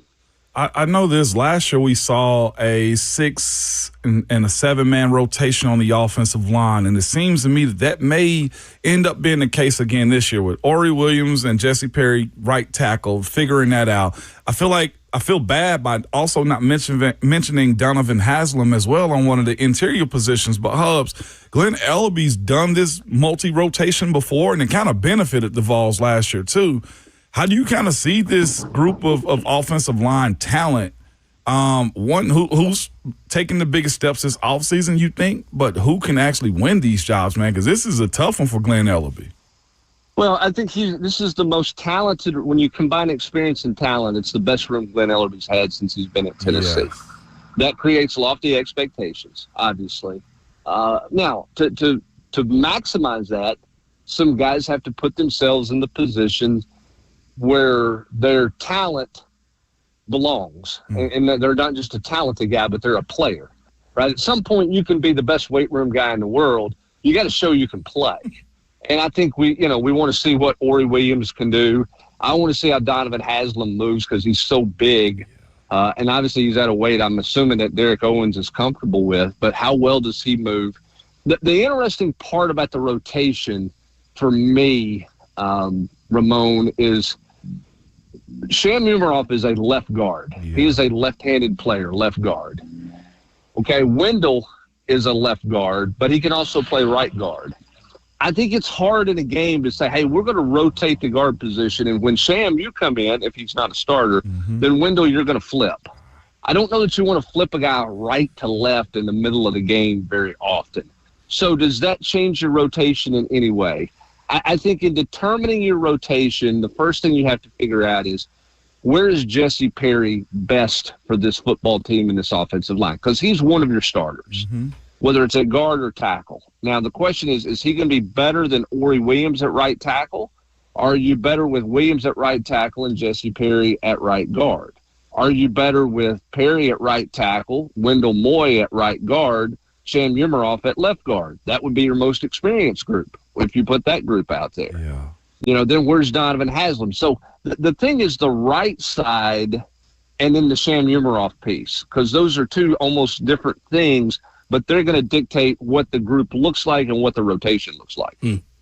Interesting. Brent Hubbs with us this morning on Ramon and Will. Brent, the news about Arion Carter this week good makes no sense. Really, Will? We were doing well this morning. The birds were singing. I was smiling. Ramon was happy. I'm at work. Feel my excitement. And now you're going to drop this hammer this morning on the absolute most ridiculous thing we have seen in this day and age. Okay? This is an archaic rule. Yeah. I get it's the rule. But you know what? Adapt. Adjust your rules. We live in a different world now in college athletics. They're not amateurs anymore. Let's get over that fact of quit trying to sell them that they're amateurs. Okay? These guys have agents when they're juniors in high school. The agent can pay for these guys to take trips everywhere to figure out what school they want to go to and listen to the sales pitch, but you can't repay an agent, which, by the way, you already had one. You can't repay him because you did something for the advancement of going to the NFL, which takes away your amateur status. Are we absolutely kidding ourselves with this junk? I mean, it's just absurd that this is where we are. That we're going to sit here and say he paid it back. It was a flight. He did it all within the timeline. You can do what he did in basketball, and there's no punishment. But in football, we're going to punish it. And here's what's going to happen. Mark my words. We're going to sit here when the Oversight Rules Committee meets whatever Tuesday of whatever month they decide to meet, and they're 3 times a year, and they're going to go, hey, we need to change this rule, and we're all going to dub it the Arion Carter rule. Mm-hmm. That's what we're going to do. The same way that we did with the 10-second kick rule after the Music City Bowl when North Carolina stole that game from Tennessee. We're going to create the rule after the fact. And it's just the biggest pile of, I don't know. I was doing well this morning. I know. Well, the sun was shining, the birds were singing, and now you just done went and got me on a box. I'll lighten the mood, and we'll talk about Jason Swain here in a minute, Hub. So I'll make up for it on the back end. Hell but my question is this, and really at this point, I know this suspension has already gone down from 3 games to 2 in Tennessee's appeal. Is this something Tennessee could take to court, Brent, and get some kind of legal assistance on at this point, the way everybody else has, including Tennessee with Joey Aguilar in college athletics right now? I mean, I'm assuming that in some capacity, Arion Carter could go to court if he wanted to. I mean, I think that's the answer to everything with the NCAA, right? Just go to court. Do you go and try to get a temporary injunction to where you can play? And then after you play those 2 games, you just drop the injunction, say, hey, okay, we made it, whatever. Right. We're not worried about that February court date. I don't know. I mean, we'll see what they elect to do. I mean, it's just, again, somebody's done it the right way. And I don't care. Look, it could be Ryan Williams at Alabama that we're having this conversation about. Right. It's a stupid rule because nothing – that's not how we deal the game. I mean, listen, when players in 1994 went to dinner with a prospective agent, that was illegal, and you had to get suspended for that. Even if you paid it back, whatever, you broke a rule. There's no way this should be a rule. Agents are as big a part of college athletics as they are pro athletics, pro sports these days. Like, I mean, I just who in a room with the NCAA went, you know what? Let's hammer this kid. It's good look for us. I mean, they've taken a beating from everybody nationally. Even people who don't like Tennessee are going, this is a pretty dumb ruling here. Like, who in the room said, hey, we want to die on this hill, PR-wise? Right. I don't understand it. I don't get it. I know it was against NCAA rules when it happened, but the fact that there is a world where Charles Bediako can play for Alabama after being in the G League, but Arion Carter gets suspended 2 games is as backwards as it possibly gets. But I've already put Brent Hubbs in the soapbox, so let me now let the sun come back out, Brent. How excited are you to work with Jason Swain on the Vol Network this upcoming season? Well, I mean, I'm as excited as I was 5 years ago when we brought Jason Swain on the Vol Network. Absolutely. And made him a part of things. I'm happy for Jason. Jason is, Jason loves Tennessee. Tennessee means the world to Jason. He's built his career really on his own, started, when doing things with the Swain Event Show when it was just learning, and has put in so much time and effort to improve his craft and the mechanics of being a broadcaster, but he's got great knowledge of the game. He's got great passion for Tennessee. I told him yesterday I'm going to really miss the text message conversations I had with him last fall, because he would be upstairs and I was downstairs, and he would send me things. Hey, what's going on with this? Or I would send him a text and go, why was he not open? Or why was he open there? What happened? I can't see it from here. And he and I conversed the entire game via text message. I don't think he's going to be allowed to do that now in his new role. That doesn't mean I may not text him at some point in time during the game.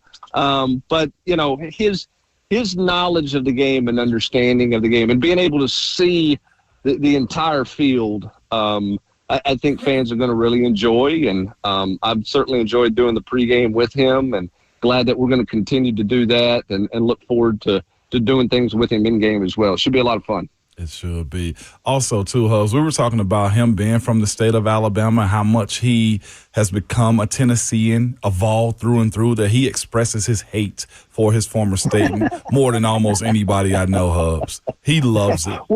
Well, I mean, the thing Jason got And this message is set in recruiting. It's harder to do now because of the transfer portal, but it still factors. And student athletes coming out of high school should look at it.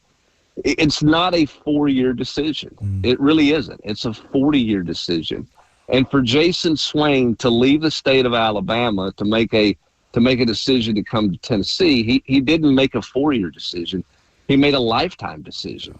And Jason Swain wasn't going to be the color commentator for the University of Alabama, even though he's from the state of Alabama. But he can be the color commentator at the University of Tennessee. And his career at the University of Tennessee, the way he handled himself, the way he immersed himself into the entire campus way of life and being a Vol, has afforded him many opportunities in the state of Tennessee. And he totally gets that. And there are some people who are Vols for life, and that is a moniker that they just kind of throw out there. Then there are others who are truly Vols for life. And Jason Swain headlines truly being a Vol for life. He's from Huntsville, Alabama, but he's a Knoxville. He's a Knoxvillian, and he's a Tennessee Vol through and through. No doubt.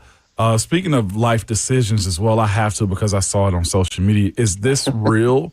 Well, the Vols are attempting to snatch an Ohio State commitment, DJ Jacobs, who's from Georgia, I think Roswell, Georgia. Hubs, is there any validity in that as life decisions are made this fall for the early signees? Yeah, I mean, Tennessee's in there. They're swinging. Okay. He's been committed to Ohio State for a long time, but that's going to be Tennessee or Ohio State. His dad, David Jacobs, played for Rodney Garner at Georgia. Rodney has known DJ since DJ was born and saw him at the hospital. And, David's been around and has remained involved in Rodney's life. And, Rodney's interesting from the standpoint of you look up on a Saturday in the fall and Rodney's got on his orange and, he grumpily comes rolling out of the locker room or strolling out of the locker room. And then you look up and there's, there may be a Hall of Famer. There may be 3 10-year NFL veterans, and they may have played some at Tennessee, some at Georgia, some at Auburn, and they're all in Neyland Stadium because they come to see Rodney. Yeah. And he has players back. He has former players, regardless of where they went to school at. He has a former player basically back, at least one back for every game he coaches at Tennessee. And these guys will come, and they may be Georgia through and through, but they come to see Rodney because they're Rodney Garner through and through. And when you talk about making a commitment to a school, that's true. When you talk about playing for Rodney Garner, you make a commitment of a lifelong relationship if you want to have that, because Rodney wants to have it with you, and he's got a lifelong relationship with David Jacobs. Now, DJ's choice is DJ's choice, right. And Rodney's not going to abandon his relationship with that family if DJ ends up at Ohio State. But because of that relationship, Tennessee still has conversations there, and they're in it.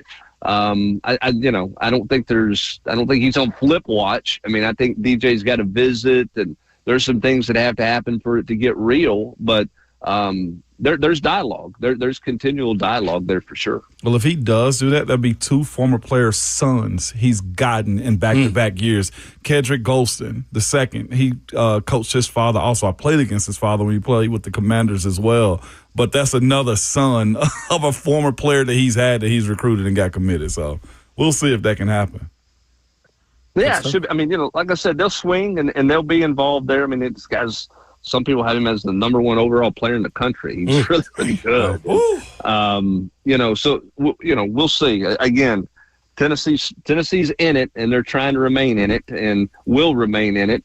It's just, does he flip? I don't know. I mean, I don't think he's unhappy with his decision at Ohio State, but as his dad told Steve Wilfong in a story earlier this week, anything can happen, which he didn't slam the door on it. So that when the dad's not slamming the door on something, then you certainly go, okay, that's worth watching to the finish line. And I think that'll be the case with DJ Jacobs. Wow. Great stuff as always with a good friend Brent Hubbs of AllQuest, Friday mornings at 7:20 here on the show. Brent, looking forward to a recap of the first week of camp next week. Happy football season. Happy football, Hubs.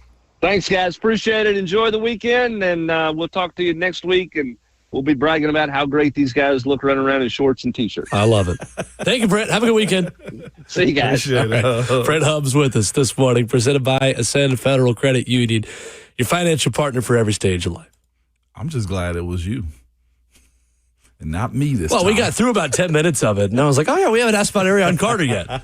I wish I'd gone through the whole thing without asking about Arion Carter after that response.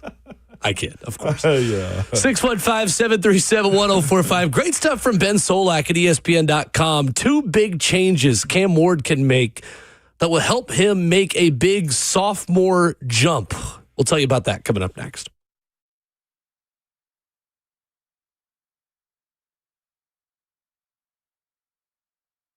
What's happening? What's happening, good people? Let me go on and tell you while you're walking into your weekend what you need to be looking for. That is a truck. Yeah, Mid-10 Ford, they got you covered. They're going to take care of you. All you got to do is slide in there and let them know, hey, man, Big Slay told me. And they will look out for you. Go in there and holler at my guys, Trey, Matt. They're going to be right there to help you walk through the process of going to get your truck. And guess what? It's nothing that's going to be pressure, no high pressure, just low pressure approach, no gimmicks, no pushy sales tactics. That's not what they're about. They're about getting the job done and getting you comfortable and understanding exactly what you're getting into. It's a one-stop shop. If you need service, Mid-10 Ford, they got you covered. They are the ones you need to be looking for. When it comes to the right vehicle, they got you covered. Even a body shop, service, financing, sales, they got it, all of that. All you got to do is go to 1319 Foster Avenue. Visit mid10fordtrucks.com. A day at the spa, the perfect gift for birthdays, anniversaries, or any occasion. Lavish and luxurious, yet affordable. A grand gesture, yet simple for you. The gift card from A Moment's Peace. Give her the gift she won't buy herself. An escape, a bit of luxury. Something special that shows more than just words. A gift from A Moment's Peace Salon and Day Spa in Cool Springs across I-65 from Galleria Mall. Call 615-224-0770 or go online at amomentspeace.com anytime.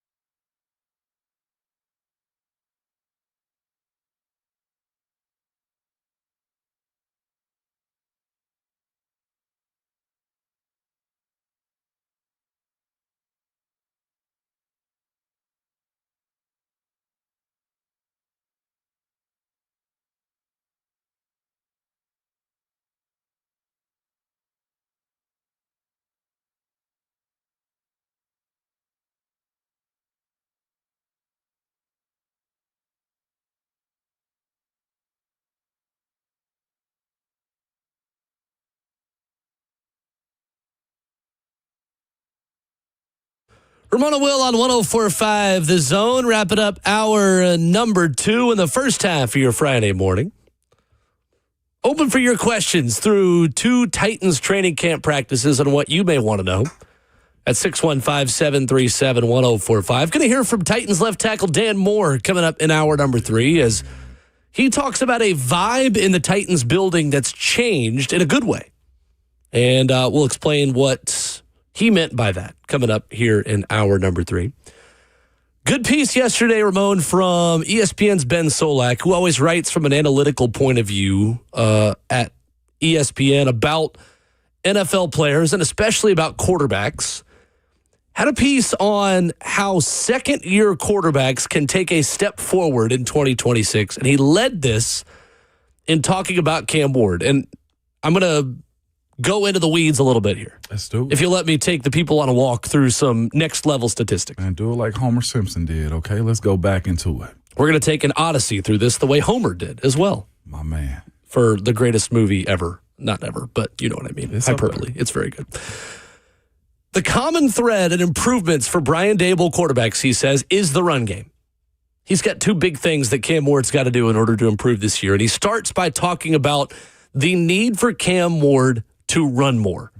That is priority 1, as Ben Solak writes at ESPN.com, and he gives some numbers to back it up. He says, when Brian Daboll took charge in New York, he asked Daniel Jones to carry the ball more. Some great numbers here.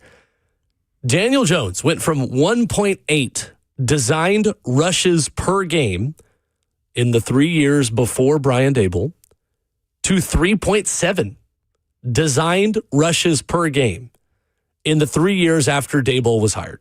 He also clearly encouraged Daniel Jones to use his legs as an outlet in the dropback game, as Daniel Jones scrambled on 4.9% of dropbacks pre-Brian Daboll and 7.5% of dropbacks in the Daboll era. First example there, Ramon. Not only was Daniel Jones being asked to play designed runs more, he was being asked to scramble when nothing was open more under Brian Daboll. And I think that's a sign of things to come for Cam Ward this season as well. Most definitely. Zebras don't change their stripes sometimes when they look at it. The one question I have, though, is how will he ask Cam to run? Will it be, design runs? Will it be like, hey, abort mission and go? Because the one thing I was going to get at is this. Cam's not as big as Josh Allen or Daniel Jones. So I'm wondering as far as the safety side of it. But, of course, Jackson Dart isn't that big either. He also took some crazy shots. He also didn't make it 17 games last year, right? Yeah. For sure. But to that point, though, I am of the mindset when you got a quarterback that's agile enough to just move the sticks. Move the sticks. Right. Or just at least balance out the defense to where you're at least a threat to them. That's what you're asking for. Another comparison here, Jackson Dart. More numbers from Ben Solak. 3rd among all quarterbacks in designed runs per game under Brian Daboll's leadership last year. 2.9 designed runs per game. And 4th in scramble rate. He scrambled 9.2% of the time in 2025. Ben Solak says, when Daboll uses Cam Ward as a runner, he will immediately raise the floor of Cam Ward's play. This is what's interesting to me. Last season, Cam Ward was reluctant to cross the line of scrimmage, Ben Solak says. His 3.7% scramble rate was below league average at 5.4%. This is surprising to me. Cam Ward last season scrambled at a lower percentage than Geno Smith, Joe Burrow, and Jacoby Brissett. And Ben Solak says at ESPN.com, Cam Ward is no Lamar Jackson, but he is a stout 6'2", 220 pounds, so he can shed contact well. As Ward scrambles more, he'll eliminate the low percentage throws he attempted late in the down last season. Ward had 88 dropbacks with a time to throw over 4.0 seconds, second only to Caleb Williams. Ward had 5 completions of over 20 yards on all of those snaps. As far as expected points added or lost, he lost 107.3 points on those 88 dropbacks, second only to 2023 Bryce Young, this decade for the most lost value on extended dropbacks in a single season. So while there were some good moments, and there was his first career touchdown to Elikai Manor in the back of the end zone, there was the deep ball to Chimdike against the Kansas City Chiefs. Ben Solak is telling us that the numbers say bad things typically happened when Cam Ward ran for his life and tried to make something out of nothing on long play scramble drills. Part of that was the guys he was throwing to. That should be a little bit better with a deeper receiver room this year. But Ramon, part of that is instead of running around in the backfield, just get across the line of scrimmage and try to get 5 or 6 yards and get down and scramble. And I think that is certainly something that I know for a fact last year's staff wanted more of, and I think Brian Daboll is really going to emphasize this year. Wow. I wonder what was Cam's mindset. And of course, it's the don't get hurt, because last play of 2025 was, this is 2026, was Cam getting injured because he was running. Now, he talked about it on the quarterback series as well, like, hey, he's got to get down, not fall on that shoulder, thought about rolling back and everything else in tune to it. But what this does, though, Will, is just honestly continues to get yards. This offense has been depleted when it comes down to trying to get yards. And if Cam cannot go for the big play, which Solak is saying in this article, move the chains. At least make or it a stay more, out of 3rd and 10. That's what I was going to say. Make it more manageable for you. Right. Like he's a quarterback. He wants to throw. In today's world, only one that deserves to be in that conversation of falling behind him in passer rate, the scramble rate behind the pocket, is Joe Burrow. Joe Burrow's not a runner, in my opinion. He can't there's run. There's no world where Joe Burrow should be scrambling more than Cam Ward. He shouldn't be in a position no. If Joe Burrow can tuck it and run, so can Cam Ward. That's the point. Question I have, and we'll see where we're going next hour. Y'all okay with Cam running more? Or is Cam more? Yes. Now, way above that league average? No. Okay. But we're talking about a couple of plays a game. Absolutely. Because he's still in harm's way in the backfield. This is true. So if you're still in harm's way, regardless of if you're in the backfield and getting hit or past the line of scrimmage being hit, I'd rather those hits be taken 5, 6, 7, 10 yards downfield versus the same hits you're taking in the backfield. Absolutely. The other thing Ben writes about is arm arrogance. Says he's got to let it rip sooner. He's got the arm to throw with anticipation and trust the fact that he can beat a DB if he puts it on a receiver before that receiver breaks. Too many moments where he's waiting and not throwing with anticipation. Yeah. I think it's great stuff from Ben, and the numbers back it up for sure. Awesome. We'll give you yesterday's practice report. When we come back, I will get out my magical notepad and just start reading my stream of consciousness notes that I wrote down again after this.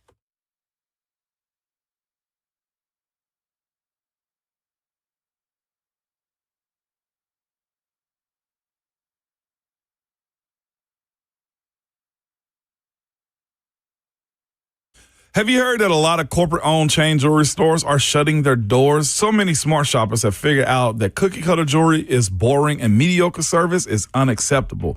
That's why Genesis Diamonds is having record success. Genesis, first, they are locally owned. They're staffed by real experts with warranties and guarantees that are unheard of, with personal attention, with case after case of unique fashion-forward designer jewelry, with no attitude, no pushy salespeople, no inflated pricing games. Genesis only guarantees the best prices, but their quality is second to none. The world's top bridal designers have chosen Genesis as an authorized retailer because they meet the highest standards. Whether you're looking for a classic ring or ultra-modern ring, a natural diamond or a lab-grown diamond, Genesis has options for you at every price point, and you will love the laid-back fun experience as well. It is as far from a Wall Street corporate box store as you can get. Genesis Diamonds. They're located in Green Hills and Cool Springs. Also, do not miss their amazing selection of luxury pre-owned Rolex watches.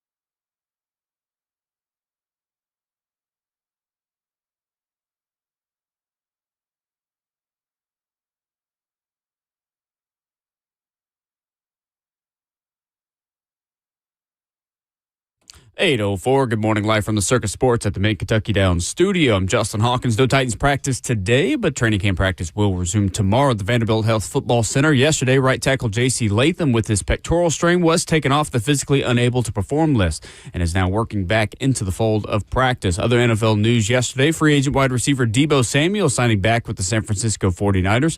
The former Commanders and 49ers receiver returns to where it all began. He does it on a one-year deal worth up to $7 million. Also, the Saints, they're signing wide receiver Chris Olave to a 4-year contract extension that's worth up to $132 million, with including $90 million of it guaranteed. Olave set career highs last season in his 4th NFL season with New Orleans. He had 100 catches for 1,163 receiving yards and 9 touchdowns. And finally, former Vols and current Panthers wide receiver Chris Brazzell's injury situation went from bad to worse, as Brazzell now requires season-ending knee surgery to repair that torn LCL that he suffered on Wednesday in his left knee. For all your foundation repair and waterproofing needs, you got to go to USSTN.com. Breaking news at once on your home for the Titans and Vols. This is 104.5 The Zone.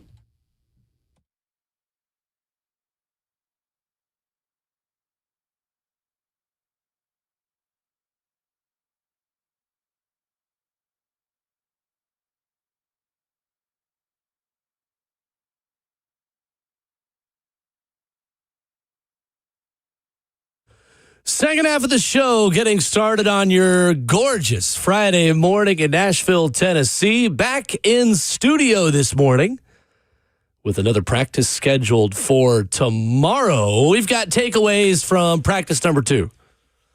I've got out the notebook of wisdom to tell you about things that I scribbled. Ramon, in the moment when I'm writing on this thing, it feels very clear what I'm saying. Yeah. And then I look back on it and like, oh my gosh, I need to go to a writing class or something. Everything's in italics. Yeah. And it makes much less sense to my brain after like a night of sleep, and you get away from it a little bit. You're like, all right, what actually did happen yesterday? Oh gosh, this does not make sense. But we're going to make sense of it here in a minute. No doubt, man. As long as you have an understanding of what a few of the words are, you can usually piece the whole sentence together. Because I look back at my handwritten notes and it's like, what is that? Mm-hmm. Yeah, that's what you are. But you wrote them down. I did write them down. You did write them down. Before I get to my takeaways, I want to start with yours. Number one thing that you took away from yesterday's practice, your big headline of the day was what? Somebody that we hadn't spoken about enough, that we spoke about a little bit in the springtime. But Alec Ayumanor continues to want to compete. Matter of fact, I had that wrong. It was Alec Ayumanor versus Flott yesterday, and they're both going at it. Yes, that was I put two stars, 2 italics beside that play. The Titans tweeted it out.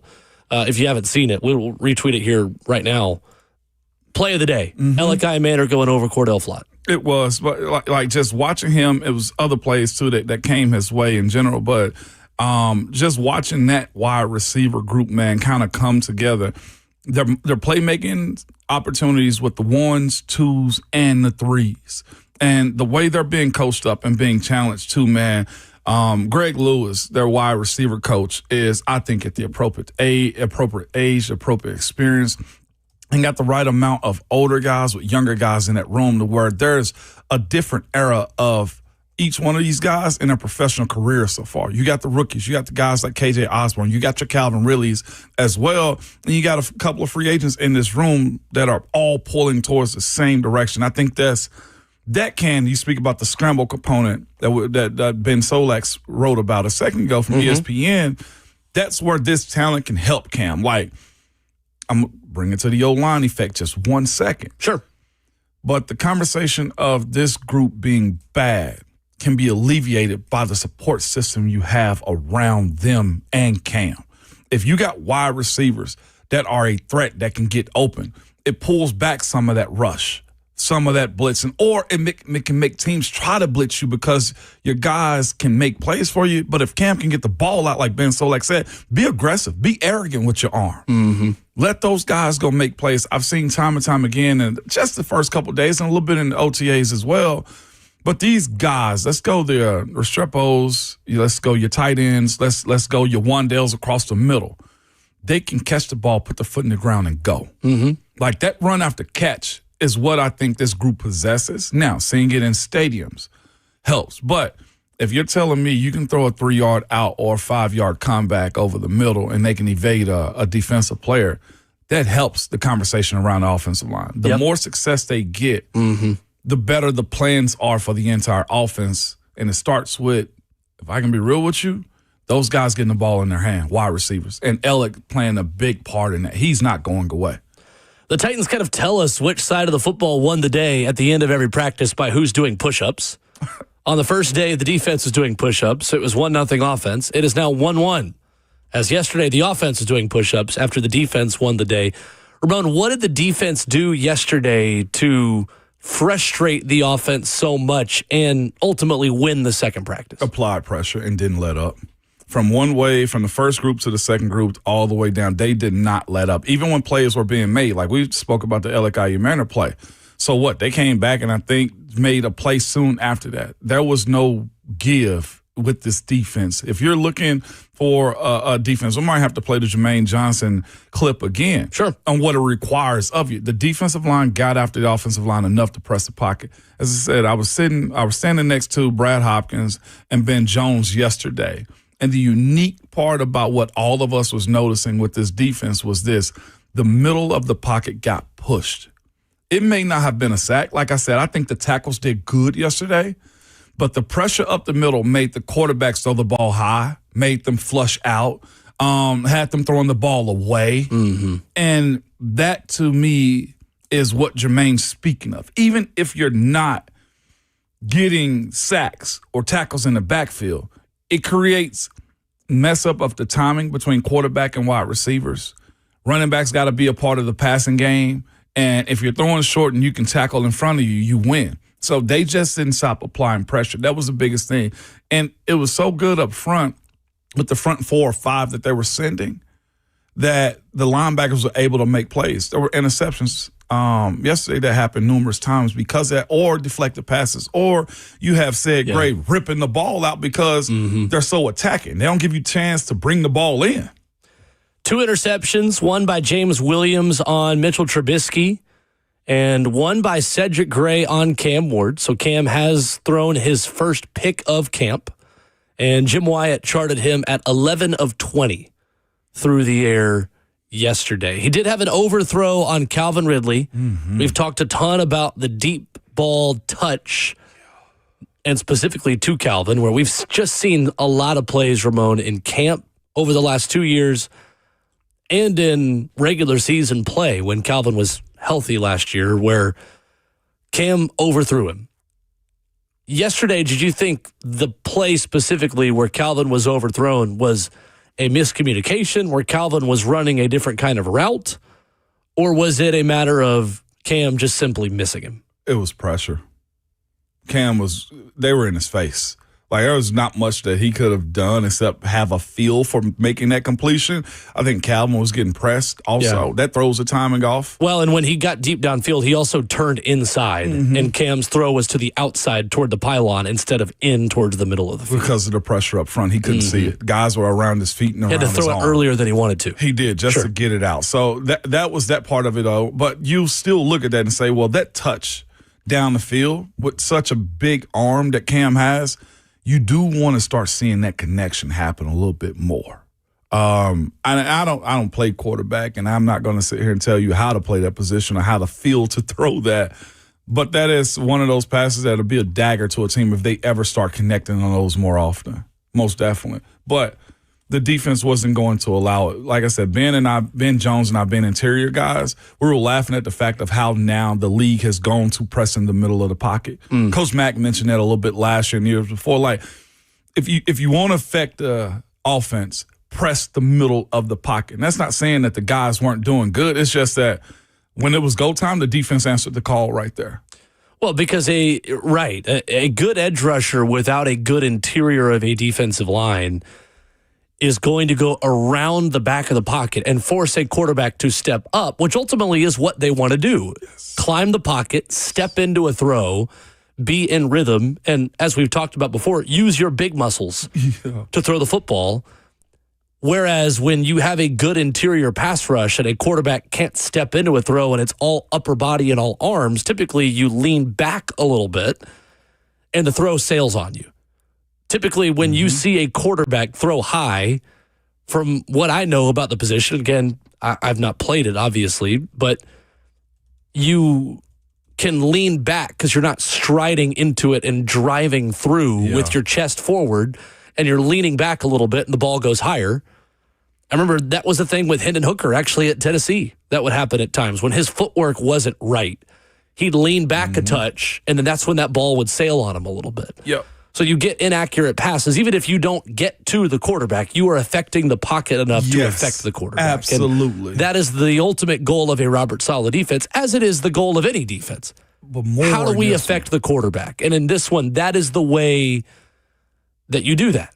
You get upfield, you get vertical, you don't read and react, you attack. That's it. And you trust the second and third levels of the defense to be there to fill in those gaps that you are creating by being so aggressive up front. We saw that yesterday. We did. And we saw the defense throw the kitchen sink and not just attack, but confuse the offense at times. They made them, without giving too much, they made them think a lot before the snap yesterday. And so what happens with that, with some of the fronts that they were setting themselves up with, is when you get to the line of scrimmage, and let's just say they're in the base, 2 D tackles where they're supposed to be, 2 D ends where they're supposed to be, and the linebackers, whether you got 2 or 3 of them out there. When they start moving guys around, that pre-snap communication burns the clock. Mike's right here. No. Lefty. Mike's over here. Okay, well, they might have 3 defensive linemen over here and 2 linebackers on the other side. All on the line. Who's got who? Who's rushing? Who's dropping? Who's dropping? And the tough thing is, a center and a guard will say, all right, I've got this linebacker, you've got this DN. Yeah. And then the linebacker may blitz, the DN may drop, or vice versa. And that's the part of this. On top of that, Will, when the ball snap, you better be ready to go. And that's the part where the pre-processing for this said offensive line, you hope by the time they get to regular season 1, they've seen everything that you can imagine to prepare them to be at ease on game day. That is the one benefit. Like, let's say if the defense just dominates training camp. One, I hope is not the case. It shouldn't be the case. But by the time they get to week 1, all things that the Jets can throw at them, going into week 2, they've seen it all. That is a prideful part of being a good defensive coordinator is my job is to also prepare my own team's offense. Right. That's the benefit. And at the end of the day, Ramon, this sport is so complicated and for good reason. But at the end of the day, it can be as simple as winning one-on-one battles against the guy across from you. I think the hope for this team is that first at wide receiver this season, because I don't think they've totally made major investments into this offensive line yet with draft capital that they will over the next couple of years. But let's start at wide receiver. Can you win across the board quickly enough, or just while the ball is in the air for a 50-50? Can you turn it into a 60-40? Facts. To allow Cam Ward to get the ball out quickly when he is pressured? Because what I saw yesterday is similar to what I saw for a lot of the season. We're going to play tight coverage across the board, and we're going to come after you. What are you going to do? Do you have the level of trust to throw back shoulder to Carnell Tate, who can win one-on-one against his defensive back when there's 7 or 8 guys in Cam's face, and you've got to be hot? And when I say being hot, that means having a pressure plan. Kurt Warner does a great job talking about this on Twitter, and he was so good at this when he played.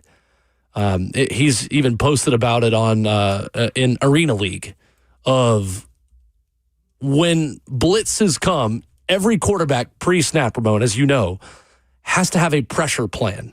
If I've got more blitzers than blockers, I've got to know what's my outlet, that in case of emergency, I'm throwing to this guy. Yeah. I think you're going to see a lot of back shoulder throws to Carnell Tate when Cam Ward is pressured. Or if he's got 6 guys to block and 7 guys are blitzing, and I know, all right, I've got to be hot. And we saw this throw yesterday. Back shoulder, all right, Carnell, make a play. Is there that level of trust in your wide receivers? Is that level of connection in your wide receivers to when the ball has to come out? Bam, just like that after it's snapped. Can you go make a play? I think the Titans wide receiver room is a step up from what it was last year, and you're going to see more of those plays be made. But I'll give credit because yesterday, Cam tried Cordell Flott on one of those throws. He goes back shoulder to Tate against a blitz. Cordell Flott made a pass breakup he did. and made a play. So that, I think, is the next step in the maturation process for Cam Ward. When I'm hot, where do I go, and is it an accurate pass? When I do have to step into a throw, I know I'm getting hit. This is my hot read. Can we make a play? And also, the other part of that, if that is going to be the case for him too, him and his wide receivers, Cam and his wide receivers, getting on the same page too. Like, know the field, get a lot of reps at this. This is what this defense is providing to you as well. You can get a lot of reps at getting a feel for this. And we talked about it yesterday, Will. It's just the going to the sideline and talking of what did you see? How did you feel on that route? Man, I should have done this. Cam, I was expecting you to do this. Like, there's a lot of that you get in training camp because it's such a build-up moment. Especially with as many option routes as there are in this offense. I feel like everything they doing got an option to at this point. No, I do too. I do too. I will say this too, just looking at it, not going much further. The amount of, when we drove in Houston, like Houston highways are insane, right? There's just like highway on top of highway and road on top of road. A lot of spaghetti junctions. Major metro cities, yes. That's the way the route running looks. Am I wrong? It's a good analogy. It's Houston's interstates, LA interstates, bridges, options on top of options. Yeah, overpass, underpass. Like, there's a lot of lanes that defenses have to cover with this offense, if that makes sense. I think it does make sense. Rapid fire observations here. A lot of good run plays yesterday. I thought the best moments for the Titans on offense yesterday were on the ground. They ran the ball well. Yeah. Hard to really take a ton away in run game when there's no pads on. You saw the complaints a little bit, I felt like, at times, too. What do you mean? From the defensive players, just looking at the run game stuff, like, I'd have had them right there. All of that type of stuff. Classic, yeah. Classic. Julius Chestnut, 2 explosive runs. Wrote down Nick Singleton's name yesterday. Good run, found a cutback lane on the first rep for a new group that had just come on the field. That was the play before Mitchell Trubisky's long pass, 50-yard bomb over the top of the defense to Bryce Oliver, which was the beautiful, maybe best throw of the day by any of the quarterbacks. I thought Will Levis, again, was forcing things downfield. Ramon, he looks like a player trying to put big splash plays on film right now. He is trying extra hard to make the big play, and they are rarely working. The saxophones have started to play like daily, I feel, with him. Like, not that he doesn't have a chance, but the social media trend of the saxophones getting louder each day is you feel it looks like he's pressing. It looks like he's trying really hard to make big plays to put on film for 31 other teams. I agree. Just, being totally direct about it. And Levis's best moments have been the mid-range stuff. The stuff 10 to 20 yards. Yep. Because he still is throwing fastballs to guys 2 yards away from him. And then he's also missing deep balls. And he's throwing deep balls to guys, respectfully, like Mason Kinsey, who are not deep ball, go over the top of a defender type player. Like, maybe a deep ball to a 5'10" wide receiver isn't the best idea, respectfully. Cedric Gray was the player of the day yesterday. Tip drill interception on Wan'Dale Robinson against Cam Ward, his first interception at camp. He had a pass breakup on Wan'Dale later in practice. I thought he was everywhere. And I thought some of the best pass stuff yesterday, too, was in the screen game. Another great screen to Tajay Spears, which I said yesterday on the show, Ramon, I write down every single practice. Good screen, Tajay. And again, a big chunk play to Tajay Spears in the screen game. He navigated that well, too, if I'm not mistaken. He's got good vision on those plays. He is a weapon as a wide receiver. With that being said, too, the bigs are agile as well.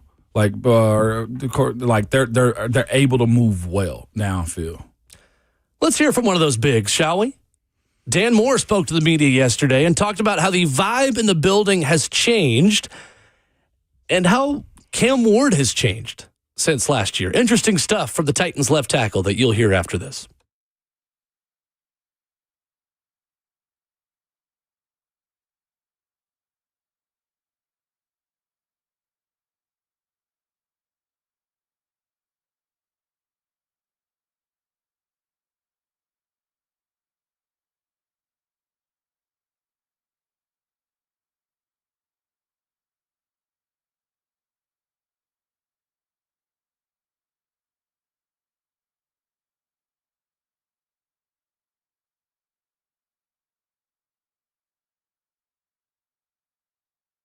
When you start noticing cracks in the walls, uneven floors, or driveway sinking and separating, it's more than a home issue, good people. It is a peace of mind issue. That's why who you choose for foundation repair and concrete leveling really matters. I trust United Structural Systems because they've been doing it the right way since 1994, right here in Tennessee. USS doesn't believe in quick fixes or scare tactics at all. They take the time to inspect, explain what is happening, and walk you through real proven solutions that are built to last. Whether your home needs foundation stabilization, crawl space repair, or concrete leveling for sinking sidewalks, patios, or driveways, USS uses engineered systems designed for long-term performance, not those temporary patches. USS right now, they're offering several payment options through the month of July to help you afford that peace of mind that they speak of. You can get 10% discount when you pay in full, or fix it now, pay later with 18 months, no payment, no interest, or simply choose a 36 months, no interest with low payment options for qualified buyers. They're dependable. They're trustworthy. They're USS. So reach out to them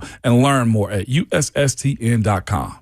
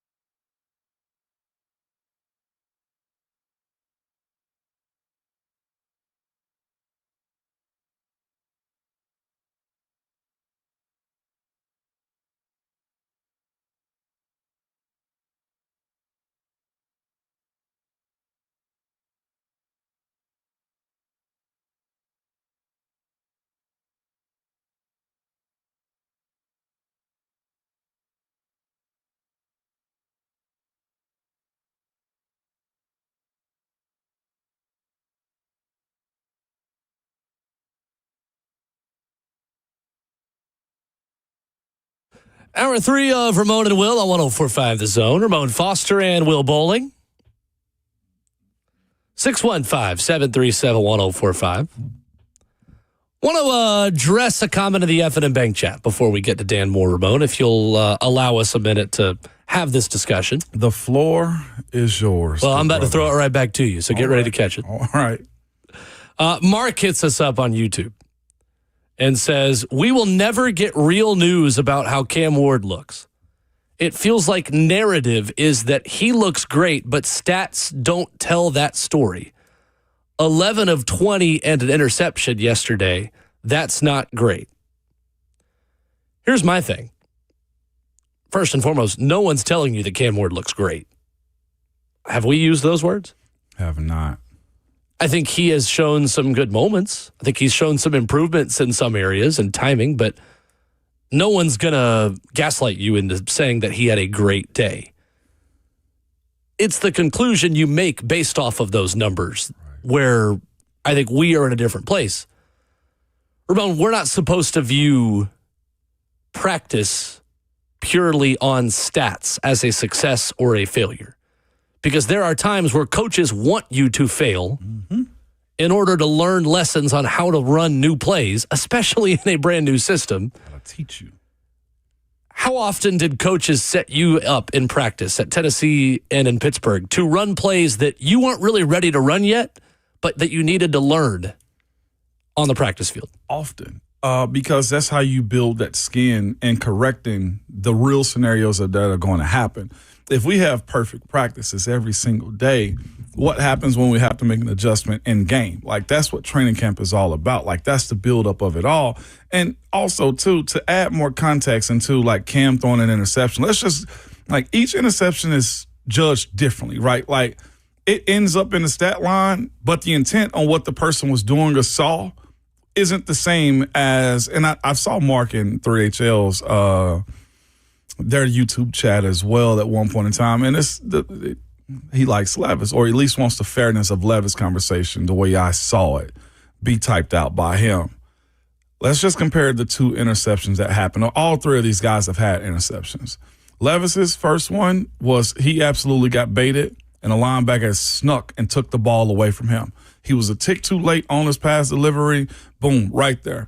When you look at Mitch Trubisky's, you had James Williams dropping deep into his zone, being able to just snatch that one up. Misread by Mitch, interception. Two totally different situations right there. Cam's was a tipped that was a really good play made by Cedric Gray on the sideline where he had the 2-foot tap to get toes down and bring the ball in as well on the sideline.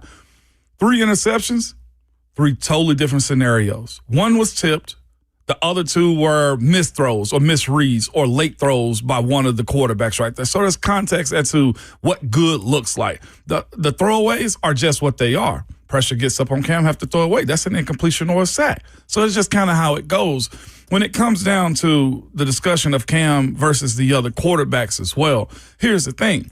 Cam's going to be judged just as much as everybody else. The other side of this is there is no reason, and I absolutely mean this, when you have your franchise quarterback, there's zero reason to be hopeful for the backup quarterback to look better or to be more fair to them in this situation. And right now, Cam Ward is this team's franchise quarterback. And that's the coverage of it. Until he loses that right. Cam's judgment will come more in the season because that's how his career would go or not go based upon how he performs, the same as Levis's did, the same as Mitch Trubisky as well. You got 2 high-drafted quarterbacks on this team, one as a new young guy and Cam Ward. And then you also got the older guy, Mitch Trubisky, that's lived this life. If it doesn't work out for Cam Ward and what we are covering either gets worse or gets better, okay, if it gets worse, Cam will be in a position like Mitch Trubisky is.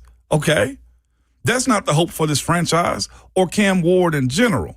But to say that we are scathing over Cam Ward, critiquing, is just not the case. I feel like he's had a better start to his camp than he did last year, even with whatever the numbers are. Sure. You see the growth in what they're asking him to do. He's got to dump the ball off. That's been more of a common theme to me.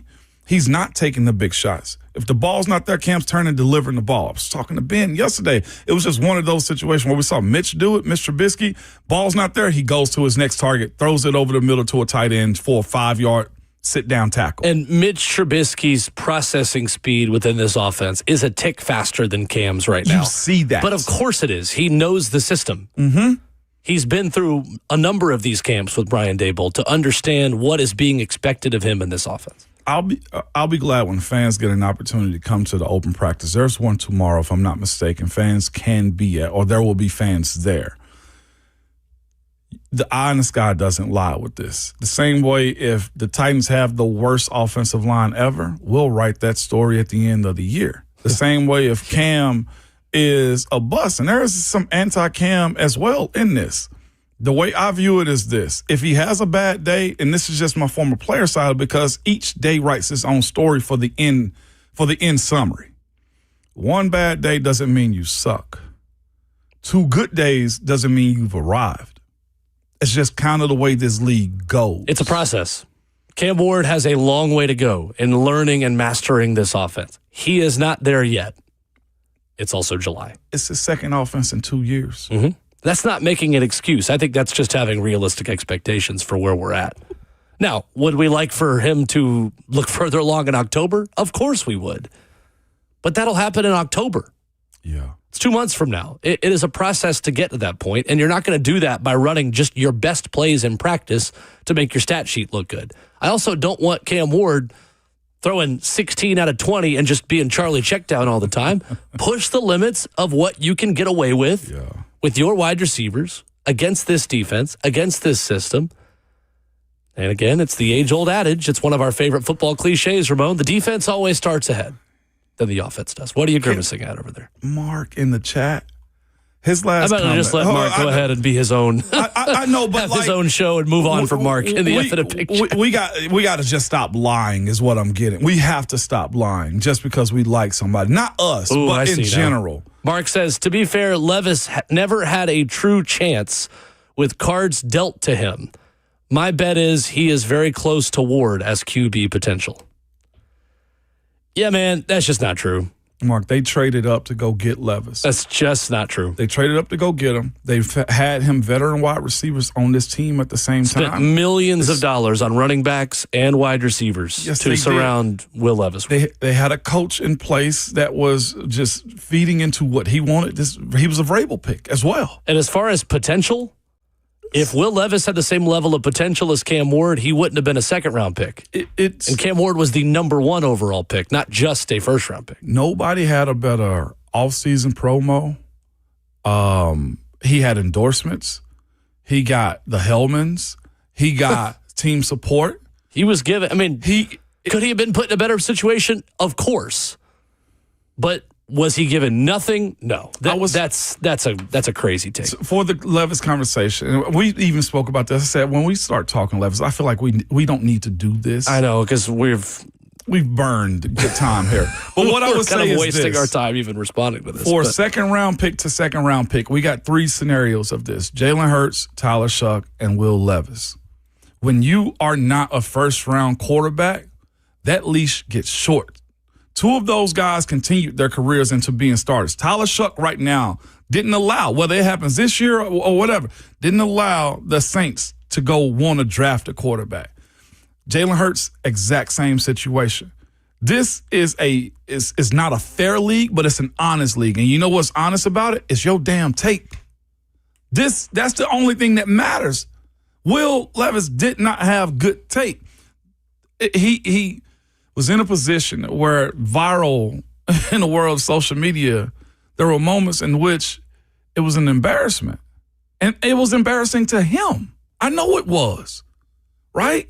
At the podium, I got to rewire my brain and all of this type of stuff. Like, I get the talent. I'm all for that. But this is a results-based league. Coaches get fired if they're terrible. GMs. This is a hard league to be successful in. Yep. There's nothing else to say. You're 100% right. You're 100% right. I mean, the Titans have moved on. The Titans have moved on. And doing the revisionist history that Levis was never given any chance to be successful is just not the truth. Right. It's not. Was the deck stacked against him at times? Was it a big challenge? Of course. Get in line. Welcome to being drafted as a quarterback to an organization that is rebuilding. The best ones make it, regardless of what is around them. And, of course, a number 1 overall pick is going to be given more chances to succeed and be given more time to meet his potential than someone drafted in the second round. I didn't make that rule. No. That's just the way that it works. These off the brakes. Dan Moore spoke yesterday about the changes in Cam Ward from last season to this season, talking about how Cam is more aware of things around him. I thought this was interesting yesterday. Yeah, he's more aware of just different things that are going on around him. And you have to be that way as a quarterback. You got to know where everybody is, where everybody's supposed to be. You got to know where your O-line's protecting, where you're hot from. Just a lot of different things that obviously as a rookie quarterback you're not going to have. I think Dave is doing a good job of helping him with that awareness and kind of toning some of that fearlessness we talked about earlier down a little bit and just controlling it. That's funny. That's funny coming from Dan, kind of toning down some of that fearlessness that Cam plays. Dan, who was asked yesterday, are you afraid of anyone also? And he was like, no. What? Yeah. I don't even want to know who asked that question. I don't even I don't know who did. And we don't even need to fear somebody. You better go sit on the front porch if you're scared of somebody. But Dan mentioned 2 good things right there. Kind of encircling Cam's fearlessness at playing quarterback. Like, that is the thing that we've spoken about on this team. Like, that edge, that fire that he has is awesome, but you play quarterback as well. Get your team rolling, and then you do that thing. And that's what he was also speaking of, too, that awareness that Cam has. Like, knowing when that clock is just running short, knowing what your offensive line, knowing what that pressure is. Like, it sounds to me what Cam's doing right now, the way Dan described it, is slowing down for him. Mm-hmm. His understanding of what he's supposed to be doing is slowing down for him, and that's a good place to be when you can make quicker decisions, but the game slows down for you. That's what everybody wants as a pro. Last year, it's like he was drinking out of a fire hose. Now he can sip and sit a little bit and watch this play unfold and understand where his hots are. I don't think we have ever been overly lenient on Cam Ward. I think you and I are consistent in that there is a lot of expectation. There are a lot of expectations on Cam Ward. I just watched Spider-Man last night. With great power comes great responsibility. Mm-hmm. With number 1 draft pick status becomes great responsibility. Are we sometimes too lenient on him because fans want him so badly to be successful? Sure. I also don't blame anyone for loving Cam Ward so much that as fans, you want to give him every possible chance to be successful. But just to relitigate again, what you and I have said about Cam Ward since the beginning of last season, Ramon, because you and I also were very open to the idea of trading back and drafting Abdul Carter. Absolutely. In that draft process as well. But just to check these boxes again, Cam Ward's got to get the ball out more quickly. Cam has got to channel his competitive alpha mentality in the right ways and not always hunt downfield. Cam Ward has got to take a step this season from being a thrower and an athlete to being a quarterback. And that is going to take a lot of growth and a lot of, I think, humbleness on his part. And what I like is that he's got a quarterback guy and head coach of the offensive coordinator, and Brian Dable, who I think is going to have a good enough relationship with him and speak the same language with him to tell him when he's wrong that Cam will receive and listen to and hopefully adjust with. I don't think you're going to have too many situations where Cam Ward is asking what he can run and telling the play caller, like he was in week 1 in Denver last season, I want to do this. Right. And Brian Dable being super receptive to it. I think Brian Dable is going to tell Cam Ward what Brian Dable wants Cam Ward to do, whether Cam Ward likes it or not sometimes. Absolutely. That's where I'm at. I think we've been plenty tough on Cam. So much so where we get plenty of comments of, why are you guys so hard on Cam? So the fact that we get both sides of you guys who listen and talk to us about this means that we're probably right down the middle of the way we're supposed We're to. doing it.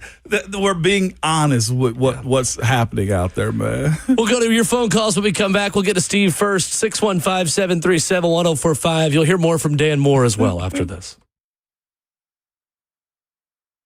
A day at the spa, the perfect gift for birthdays, anniversaries, or any occasion. Lavish and luxurious, yet affordable. A grand gesture, yet simple for you. The gift card from A Moment's Peace. Give her the gift she won't buy herself. An escape, a bit of luxury. Something special that shows more than just words. A gift from A Moment's Peace Salon and Day Spa in Cool Springs across I-65 from Galleria Mall. Call 615-224-0770 or go online at amomentspeace.com anytime.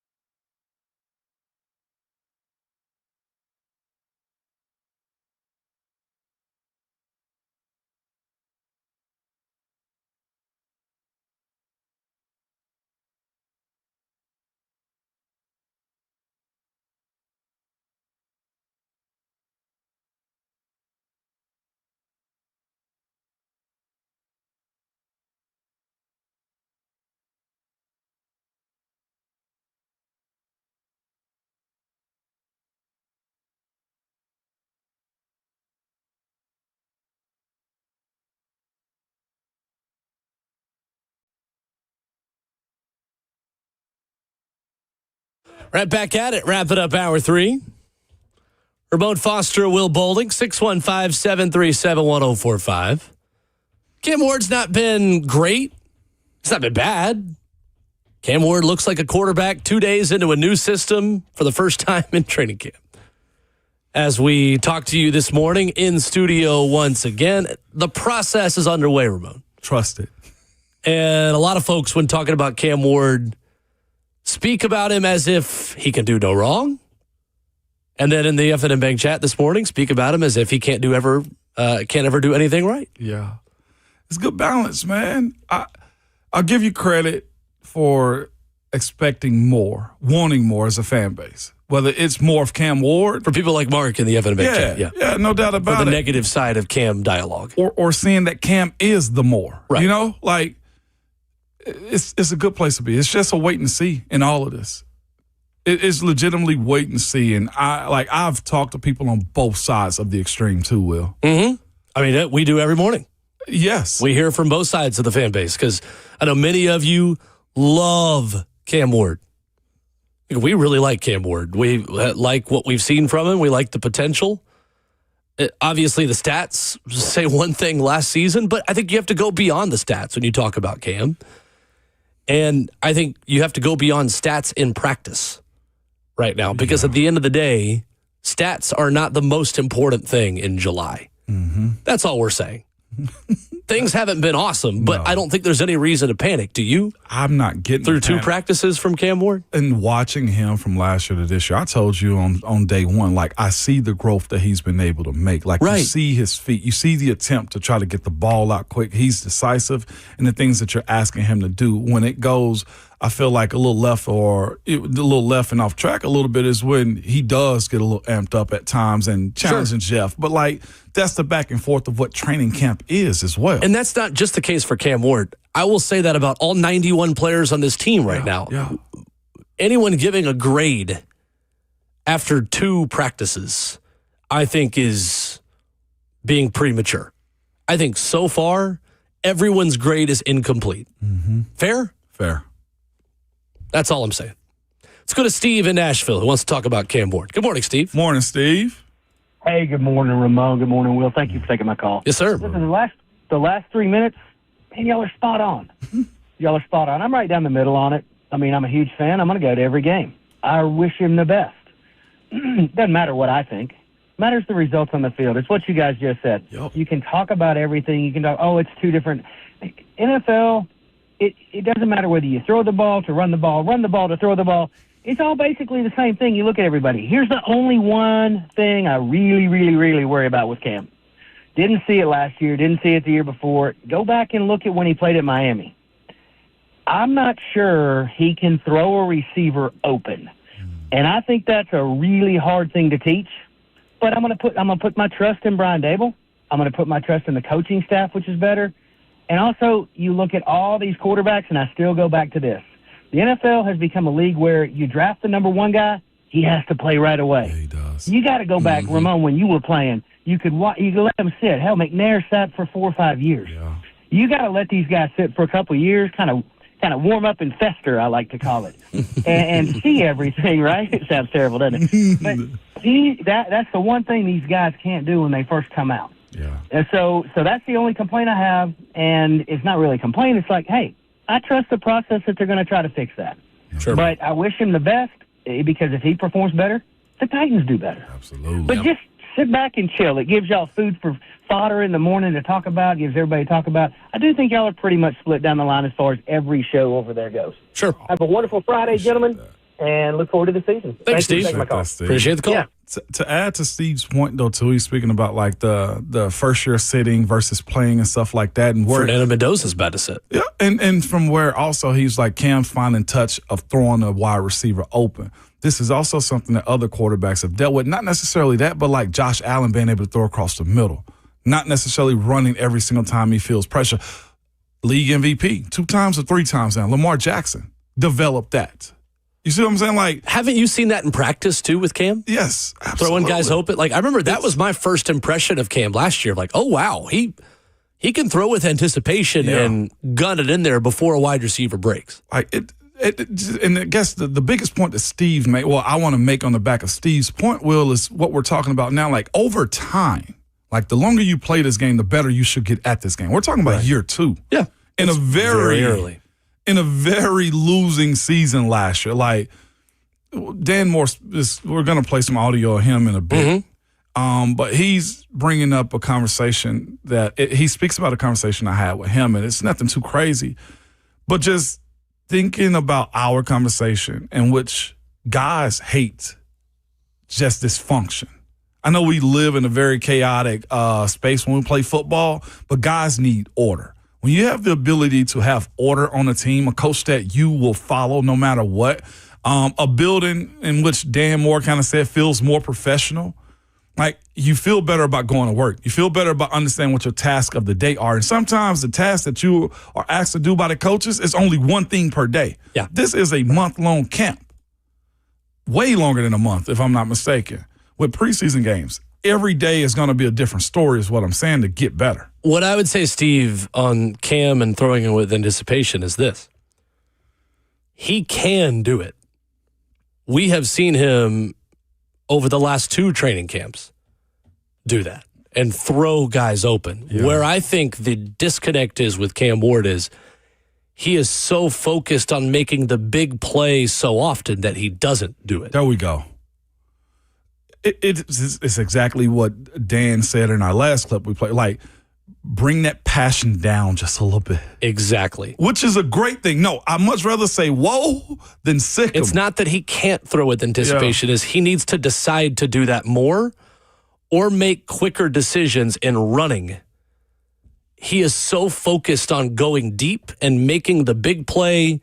I mean, he said it the other day, and we liked it, but he was honest in the red zone period. He said, we got a good offense. We got good plays. We expect to score on every single play. Mm-hmm. Well, sometimes you don't need to expect to score on every single play. Sometimes when the defense gives you what it gives you, 5 yards, the better decision is to tuck it and run and put yourself in 3rd and 4 instead of either 3rd and 12 or a touchdown. Mm-hmm. That's the thing. He can absolutely throw with anticipation.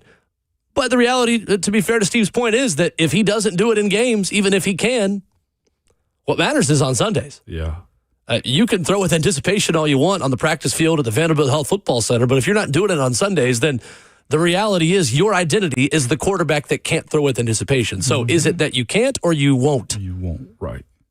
That's the question for Cam Ward, and I think it's what Brian Dable is trying to preach to him right now is either run or show off that arm arrogance and just gun it because you got the physical tools to, if you put it on a spot, these guys catch it.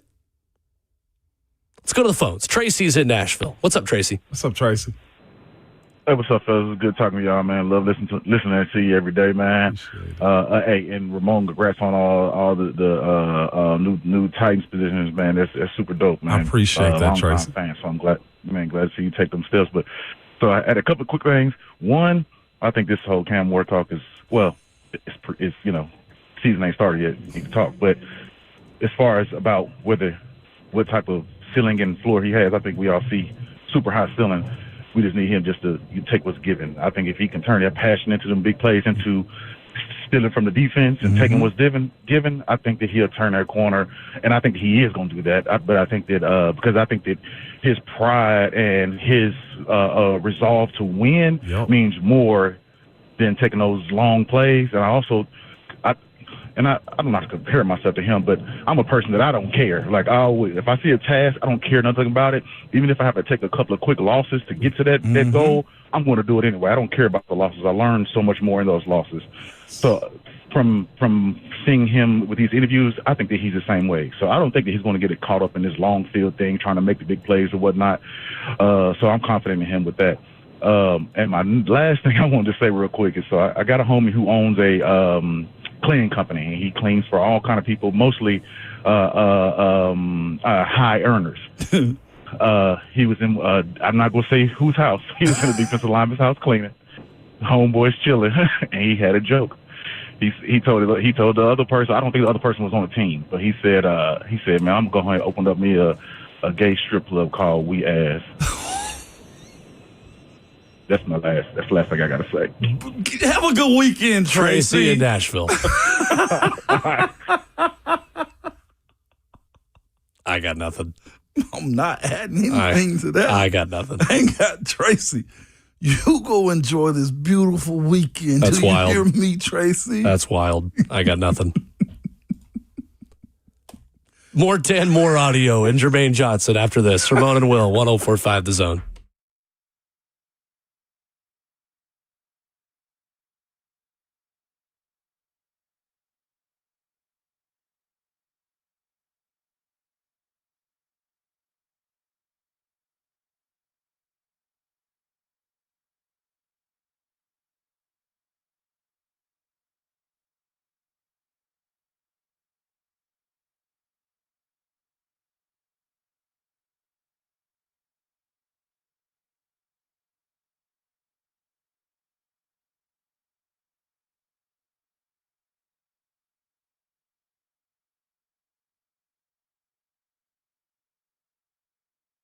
It's Ramon Foster for Hiller Plumbing, Heating, Cooling, and Electrical. Y'all, give me a second to get myself together, man. That was Tracy brought it today, man. But I want to tell you who else brings it, man, is Hiller. Because we hate dealing with plumbing, HVAC, or electrical things around our house that goes wrong. Most of the time, if you don't specialize in it, you don't know how much it will cost if it'll get fixed, right? Or if somebody's trying to sell you something you don't need. When you do reach out to Hiller, they're experts. They solve your problems quickly, and the price you chose, the price that you will actually pay. No hidden fees or surprises on your bill whatsoever. Hiller's been in business for over 35 years and are family owned and operated, and they love what they do, and they care about their business, so they're going to care about you as well. Their techs are very professional, experienced, and trustworthy, and they're all background and drug screened as well. When they're on their way, you receive a photo of the tech and a link to track them in real time, so you're not sitting around wasting your time. They believe in this. 100% satisfaction every time. The motto is happy you'll build the service is free. To learn more about Hiller or to book with them, simply head over to happyhiller.com.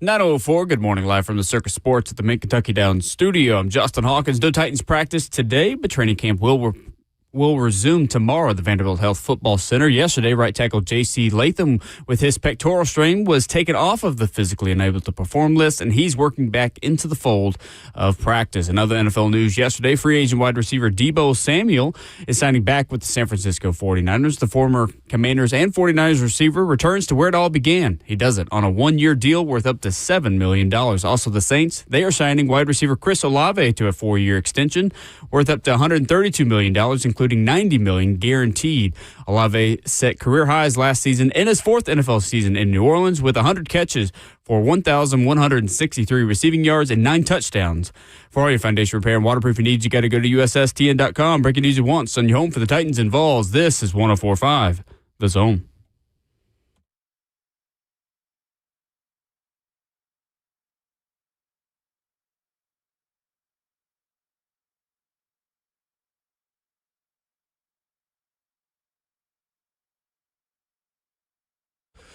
Away we go into hour number 4 of the program, final hour of the show and the week, the first week of football wrapping up. First full week next week. And pads will be popping on Monday, Ramon. Yeah, they will be, man. Let's go. Monday is when the real football happens. I hate to put it that way because it's still so physical, still so fast right now, that if you don't have your mind right, you're going to get embarrassed. I get excited for pads for one particular reason and one reason only. It's to see the offensive line just really hate one-on-one pass rush and how violent the defense is going to be. Like, I do wonder how they're going to finish these blocks because, again, the D-line is getting off so fast at the line of scrimmage that they're not going to stop their feet. Like, usually you lose and you're just like, okay, it's done. This group is not taught to do that way because, again, I know we mentioned Aaron Whitecotton a lot, but if you're not moving your feet and getting upfield, you're going to have to answer to him, and that's not a good time to be having him in your face. Let's go rapid fire audio from Titans players yesterday. We've been using some of the quotes and answers from Dan Moore and Jermaine Johnson throughout the morning. Couple more things from Dan Moore we have not gotten to yet, including Dan talking about the vibe in the building, feeling professional. I just feel good energy in the building. You can just feel good vibes as soon as you walk in. I think they did a good job with coaching changes, brought good leaders in, and you could just feel the flow of things. It feels professional, feels organized, just feels like winning culture. That's such a dagger right there. Dan said it feels professional and feels organized. If that doesn't give clarity on the reason Brian Callahan was fired, like, then nothing else will. Like, Dan voiced that publicly right there without mentioning the professionalism side of it, right? Sure. And that's no diss to him. He didn't take any shots. He did so in a respectful way. I think we've all kind of come to the conclusion that I don't know if Brian Callahan knew all the ins and outs of management, of players, this roster, game day expectation, and also calling plays on Sundays too. Like, what you're hearing Dan say is our head coach has a daily plan.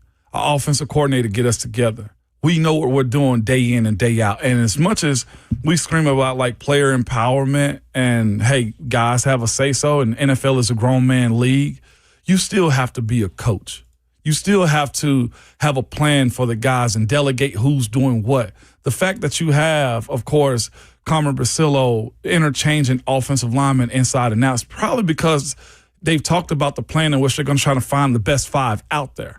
Like, you don't want to give your team, if you're a coach, the entire game plan, but you do want to allow them to think about what the process is going to be. Sure. And Dan is pretty much explaining that guys want to be coached, Will.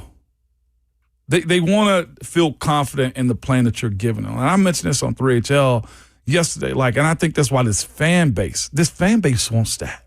That's why they loved Vrabel so much.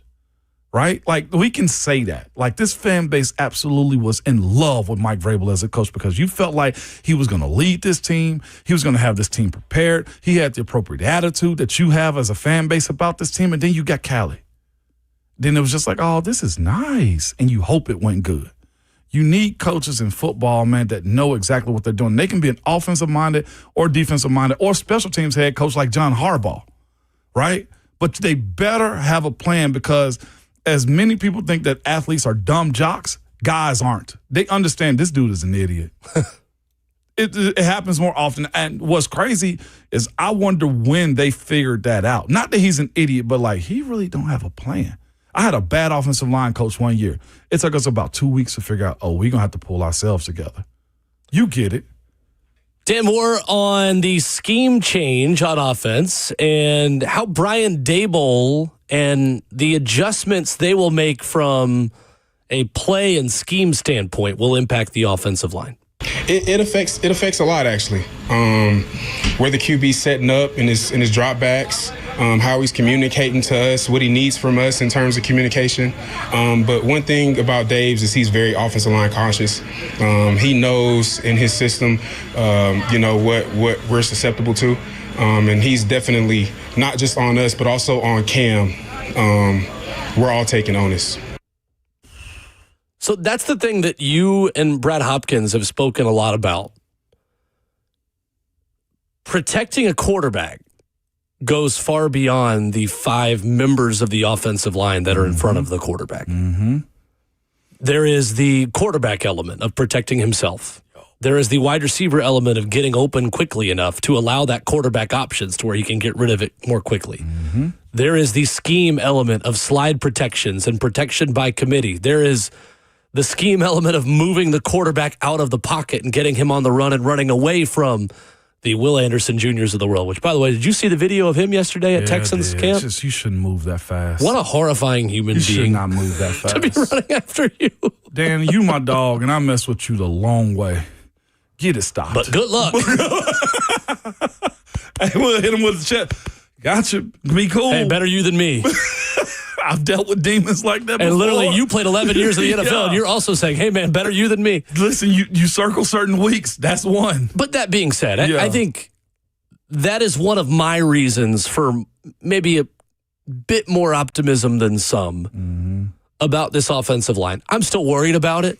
I get it. But if it works out, yes, it's because maybe you've upgraded at some spots and some guys take advantage of their opportunities and play well, but also because you have a system now that I think is going to take away some of the pressure on 5 guys to just win their one-on-ones every single time without any other stuff and eye candy and motions and screens and movement and separation at wide receiver that makes their job easier.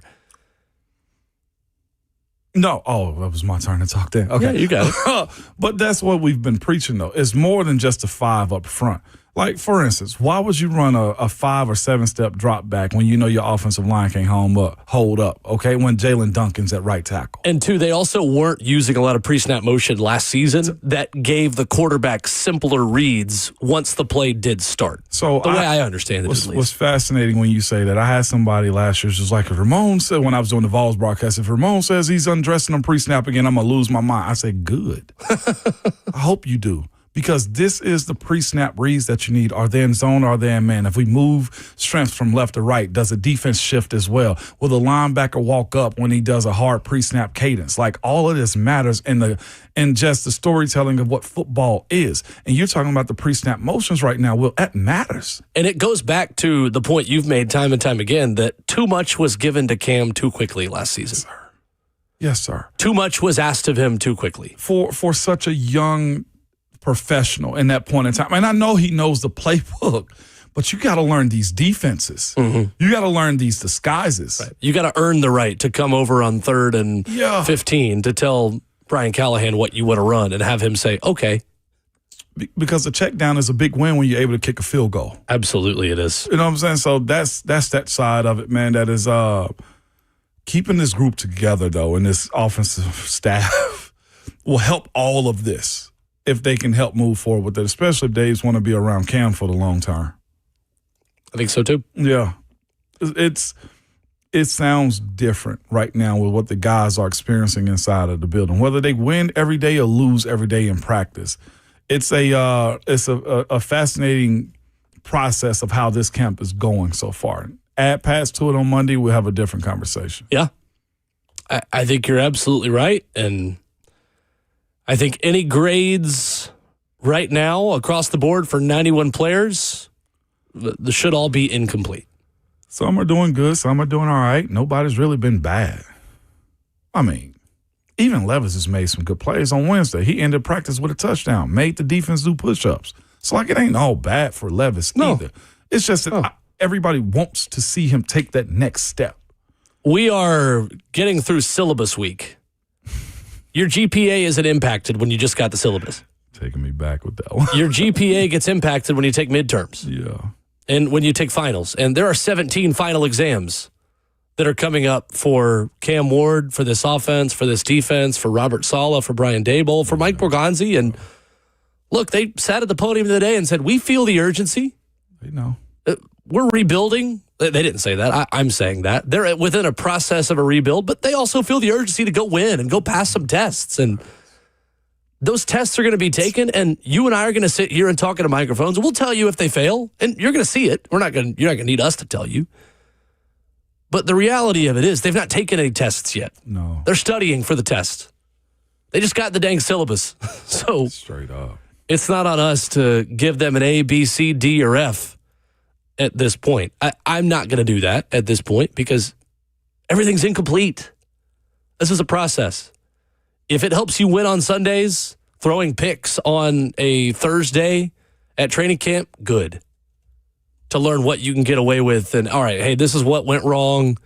Go back to the drawing board with Wan'Dale Robinson. Figure out why a pass was late behind him and high. Went off Wan'Dale's hand and into Cedric Gray's arms for the first pick of camp. Like, those are the conversations to be had in July. It may feel like football season again, but it is still July 31st. Although we are now 6 days away from the Hall of Fame game. Let's go.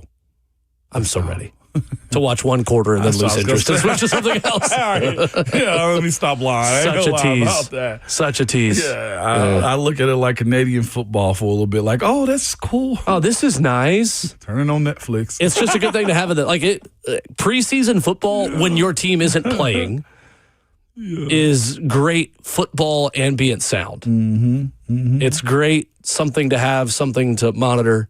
And obviously, if you're a Titans fan, we'll sit here and break down the backup center battle with you. Like we know that you're locked in on Titans games, but absolutely, Hall of Fame game is such a tease.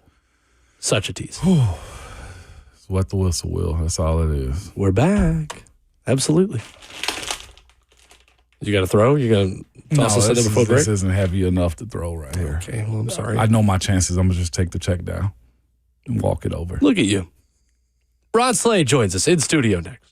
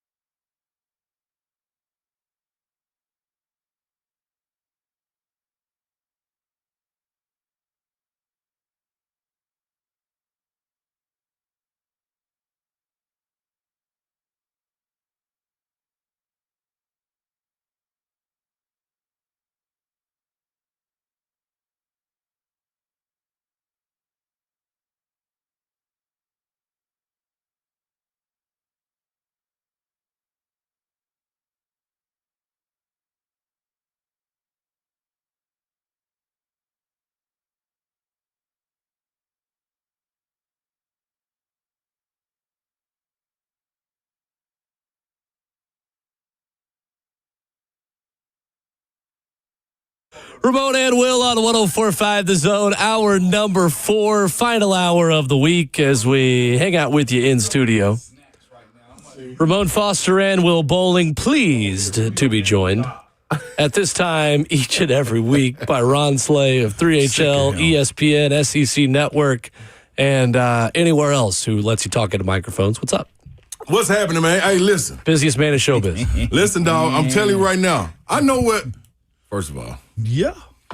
Shout out to training camp being back. You know what I mean? Giving us Shout out to training camp. Yeah, giving us the activities that we need. That. You know what I mean? Shout out to training camp, man. Because we've been waiting on you. We've not done a top 10 list in like 2 weeks now. Yeah, you feel me?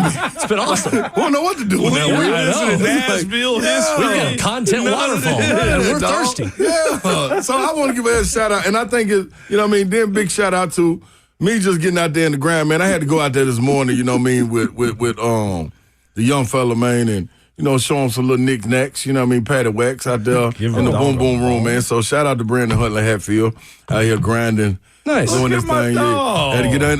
Clarksville's own. Dreeland, I had to get in there today, Dreeland. You know how I feel. Did you knock or did you have a key to the boom? I got a key. I got a key. Okay. I got a key. He was in there waiting, though. Was you know Heupel still in there with the lost souls since he wouldn't answer his DGG question? Him and Beam, I don't know where him and Beam are fighting over rooms now, like stepbrothers and stuff. So, but I'm just saying, man, it ain't nothing like, if you ain't active, get active, y'all. Get active. It ain't nothing to get that dopamine going, you know what I mean, adrenaline rocking, you know what I mean, get you, and whatever your field is, too. Like, it may not be an athletic thing. You may need to go break down the computer or something. Screenwriters. You feel what I'm saying? It could be writing. It could be into that, Dree. Go get in your lane, man. It could be lawn care. Exert yourself. Yeah. You feel what I'm saying? Yeah, savage. Like, we got an uncle, man, that'll break down a computer, put that thing back together, man, with more gigabytes and everything. Just More cold power, more speed, more protection. Man, you hear me? Shout out to Uncle Maurice. Man, Uncle Maurice ain't gonna play, man. I'm just telling you, man, everybody got their lane. Whatever it is, go get it so you can get that adrenaline going and that other little Stay thing. in motion. Stay in motion, man. I feel good. I'm like. I've been telling you though. Dreeland, I'm gonna be real. I might want to slick it up. Let me say this too. When you say I might want to slick, yeah, that lets me know how real it is. That lets you know it's real. Oh, baby, a little bit. Yeah, that's all I'm saying. Dog, I'm just saying, hey man, it feel good to feel good, man. So, yeah, it does. So go on and do what you got to do, man. I was in that. I know they say the football make you go to basketball and all that. Y'all try to turn us into basketball players and then because they're also physical. But I'm just saying, Savage, you can come in there. It's a controlled physicality. You feel what I'm saying? Not like when they come off the ball, y'all got chaos going. This ain't no car wreck. This ain't nothing but a little hit and run what we doing in basketball. You feel me? Boom, you know what I mean? And get on up out of there because you try to create space. We're not calling the cops for that kind of physicality. Cool. They don't need to be there. We'll do our own incident report. No. Pay for no Aaron Carter. Yeah, we're gonna go ahead and call the PD when football collisions are going on. If you don't understand what I'm saying, man, find yourself. Get active. Let's go. Let's go, Willie. I'm ready. All right, let's do it. I love the way all of our visits with Slay start. Where like Slay gets out what he needs to get out, and then he'll look at me and be like, "All right, what you got for me?" Now let's get busy. Did you go see Odyssey yet? No. Keep on hearing. Tripping. No, guess what? And you a movie dude? No, I'm going. Your nephew. What are you too busy? Man, he got 2 plays. He got the Catch Me If You Can. Oh, the movie one? Yeah, tomorrow and Sunday. That's so fun. I got it. I think it's at the Franklin Theater too. Nice. This is a cool little one. Wow. He been getting busy all summer. So I love that. Yeah, I think he's Captain Handready's right hand man or something like that. Sure. We'll see. But that's why I ain't been able to go do my thing because sometimes I gotta get up early, taking little partners in them to camp. You know what I mean? So school's about to start back again. Hurry up. He told me the other day the 10th. I thought he was lying. I said, no, let me go check the website because we might be the 8th or 7th or something. Get you in there a little earlier. Might drop you over earlier. Get you on in there. Yeah. But yeah, man. So I'm going to see it though, Savage. I'm trying to go this weekend. It's so good. I was at Spider-Man last night too, and I will. How was that? Fantastic. Getting ready for Doomsday or something, right? Yes. Okay. Tom Holland and Zendaya are out here right now because they're both in the Odyssey. Okay. And then they're both in Spider-Man. That's how you And then know Zendaya is in Dune, Part 3, which comes out the same day as Avengers Doomsday. Really? There are two things that'll get me to go to a movie theater: Christopher Nolan movies and Marvel. And both of them are happening at the same time right now. And I think I'm just becoming more of a movie guy in the process. Savage had to link me to Marvel. He had to make me go back and let me know, this was years ago, that all these are connected. Oh, yeah. Like, what? Because DC didn't connect theirs at first, and Marvel had like a big vision, decades-long plan. And they're still, they're going to be making movies for the next 30 years. They already got like 2030 on the list already. They do. See, this is when I used to go, around this time, when I used to go to Pittsburgh, gallivanting, when he was out there training hard. I'm retired. I go up, while he doing all that, I'm at the house catching up on all the Avengers. And I know what's going on. I like to think I grew up at the perfect age for all that, because the first Iron Man came out when I was in high school. And so I grew up with that whole phase of Avengers, Iron Man, Captain America, all of it. And I was in college for all the huge Avengers movies. And so we would go, like 40 of us would buy our tickets the second they came out and like all go together in Knoxville downtown to watch it. And I went with some of those friends last night to watch this one. I was like, man, I feel like we're back in college again. So it was really fun. But See? Maybe you came in there. That's what I'm talking about, Will. You come on into the monologue. Yeah, we ain't got to talk about sports, even though we got sports. This is what we do. Well, I was about to go. Maybe yesterday, Cedric Gray's spidey senses were tingling the way that he played against Cam Ward and the Titans offense. Yeah, you're right there. Defense won yesterday. Offense was a little bit better on day one. What has been your number one takeaway, Slay, from 2 training camp practices? How quick it seems that they're gelling defensively, for sure, and how the offense outside of the O-line, because it ain't been complete yet, but how they're trying to get it going. Offenses too. The communication, that's what I like. After the play, like after the 7-on-7s, 11-on-11, whatever it may be, and they go back to their individual drills, some guys lingering around offense and defense, communicating like, hey, man, what'd you see? I pointed out yesterday on our show, it was, I want to say it was Cedric Gray and Wandale Robinson or Cornell Tate, one of the two. Wandale talking after the play, like everybody had broke up and they were right there trying to figure out, you know what I'm saying? Like, what's going on? And I'm like, dude, that's how you get better. You know what I'm saying? That's how you get better. Iron sharpens iron. What you seeing in this offense, what you seeing in this defense, like that right there has been impressive. And then the endurance of this front line, dog, I can't wait to see how it looks game time. You know what I'm saying? Like, the rotations and everything, like, I get what he's talking about now. Yeah. You know what I'm saying? Like, being able to see it, it's like, okay. Like, if you can go, it makes it out. It's a level of conditioning that gets you to a different level. But the thing is, if everybody else can be right there with you, at least 85, 90%. So, for instance, if Big Jeff can go 4 plays, that's cool. But if he can go 100% for 3 plays and everybody else can go 100% for 2, then we rotate. Yeah. Man, we got something where people ain't got to take off, or you done went to the next drive, the chains don't move, you got to go reset. It's like, dang, now that 100 down to 85, can't really do that with this because there's so much pressure on you. You got to get home. Yeah, you do. You got to disrupt some things back there. For everybody on the back end, your linebackers included, to be like, okay, I got a clear picture of where I'm supposed to be. You saw it with James Williams. We ain't seen that yet. Then what is this? Is year 3 or year 4? 3 for him. Like, we ain't seen him being able to drop into coverage read, and you talked about it on our show. Like, he got the safety qualities, but he's not been put in that position. Yep. Now you get to diagnose. Oh, but dog, it's beautiful to watch. Like, it's pieces. Yeah. Pieces and steps. Like Jermaine Johnson brought that up in the audio we played, just like you have to be a type to play in this defense. And like, I know it didn't work out perfectly for James Williams, the way he was asked to play in Denard Wilson's defense. But if you are telling me a former college safety can play linebacker and be good in space, that's exactly what he got out of Fred Warner. Like, maybe he's too far behind what Cedric Gray's laid down already, but you got to feel confident, Savage, in the fact that, look, there are guys that may have not been good in last year's defense or even the year before that got an opportunity to flourish right now. Like that, picking the right system, being in the right system, it matters, especially at this level where everything's scrutinized. You bring everybody else along, man. I never forget, I was in Avellino in Italy playing me, Marcus Green. Marcus Green is about 5'4", point guard. Really? Man, so his picture goes viral every year when college basketball season starts. Oh, yeah. St. Bonaventure picture with the guy with the very long shorts that's down to his ankles. Yes, I know that's exactly my guy. the picture Marcus you're talking Green. about. Like this dude here, man. I mean, phenomenal point guard. Oh my gosh, like difference maker. But his thing is, I need guys to be where they're supposed to be, and I say that because we went in a huddle one time and we're talking about like it was a guy that one of our Americans fouled out, so we had to put an Italian in who wasn't really up to speed to how we were gonna play, and he was like, "Hey y'all," when we broke the huddle, he was like, "Hey man, I'm a little nervous. Like, what I need to do?" We told him, "Hey man, take your brain out. Like, do not come in here thinking. Dog, this ain't the time to think. What? Yeah, take your brain out, set it down, and do exactly what we telling you to do, and don't do nothing else. Yeah. If coach say anything, it's our fault. We got it."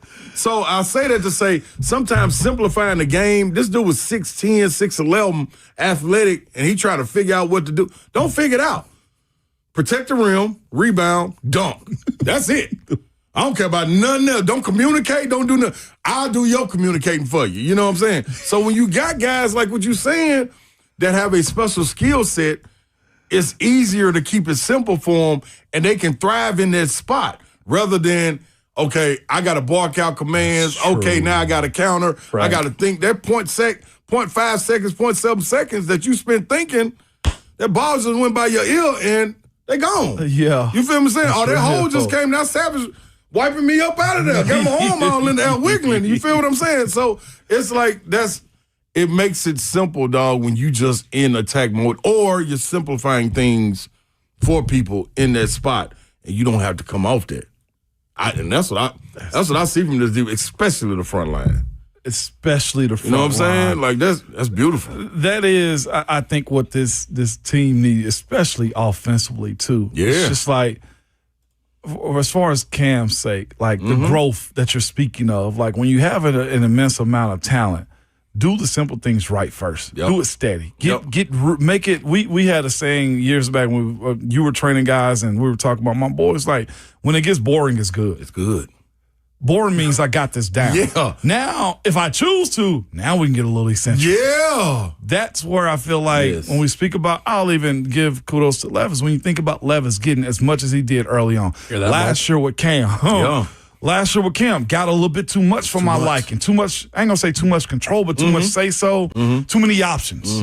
Way too many options. Yep. Now you dial that back. I feel as if even if the passing percentage isn't what they've documented it that you wanted, even if he ain't throwing 65% completion right now, I'm seeing it be slower for him, although quicker. His decision-making, his eyes, his shoulders, his feet, you see the growth being there because it seemed like they simplified it. That's right. It's steps and it's pieces to the puzzle. So what you see in week 1 of training camp, you may not see again until week 4 when they go back and revisit because you're layering things for them. Yes. And if you watch the guys like a veteran like Trubisky, you start to see like, whoa, wait, how did he get this open on this situation? Yes. Because he's a little bit more advanced, can take on more, can look at more at that time. We haven't got to that point with you yet. You know what I'm saying? We're going to get there because you QB1, there ain't no ifs, ands, or buts about it. But let's layer it. So if you ever got to go back, and the GPS ain't working, and you got to go pull out the manual, you know what page to go back to it. It makes sense. You feel me? Absolutely. Yeah, we don't need you skipping around the book, looking at the table of contents. No, we know where you're going to go. It's mental. My question for you, Slay, is when you were at Tennessee or in your professional career as well, how often would a coach have you run a play against a defense that they knew would fail? You ran a play against a defense that they knew would fail? That They were trying to make hey, you fail. we're going to run this offensive set. Yeah. We know you're not ready to run this yet. Yeah, plenty. And we're going to times. prove it to you by running it. Yeah, plenty of times. Like, and then you drill it over and over. I just think that comes with experience as part of it. You know what I'm saying? Yeah. And it's trying to get you ready for what you're going to see and what you need to expect. I always saw, it was a guy that told me, Matt McCall, he coached with Billy Donovan with the Udonis Haslam, Mike Miller team. And he always brings up when we get on, hey, man, when we played Tennessee, Slay would always be backpedaling. They call out the play, and he'd be calling out the play. Hey, man, down screen on the right, zipper coming on the left. And he said, I remember one time Billy Donovan hollered out, That's right, Ronnie boy. And it ain't nothing you can do about it. I'm sitting there like, you know what? And so to your point, hell yeah. Like when you've executed over and over and over, it's nothing you can do until you can do something about it. And then when you do, we'll go on and counter to it. But until then, and that's practice. Stop. That's practice. That's what practice is You for. feel what I'm saying? Like, Yeah. there are times where coaches will literally set you up to fail to see how you respond to it. Not only mentally, but again, from a quarterback's perspective, if I know, if I'm Robert Saleh, like, all right, we're going to set him up to where we're going to send 7 blitzers and he's got 5 blockers pre-snap. We're going to show him a picture. Let's see how he handles it. We need to see it. If that means you go 11 of 20 on July the 30th, then yeah, you go 11 of 20 on July the 30th. That way on September the 6th, September the 14th, you're not completing 51% of your passes. Because you learned on July the 30th, all right, when I get this picture right here, they could be sending 6. I've got 2 linebackers over the center. I've got to bark out to Austin Schlottman, who I got to communicate this to the guard. I got to change. Tony Pollard's not on a wheel route anymore. I need him sitting here to protect for me, and I'm hot to Tate, back shoulder, and I'm going to try to trust him to get there to the sideline. If all of this happens and if I get this picture because I saw it on July 30th at training camp. Get on your white boy, Will. That's all I'm saying. Like, I see it.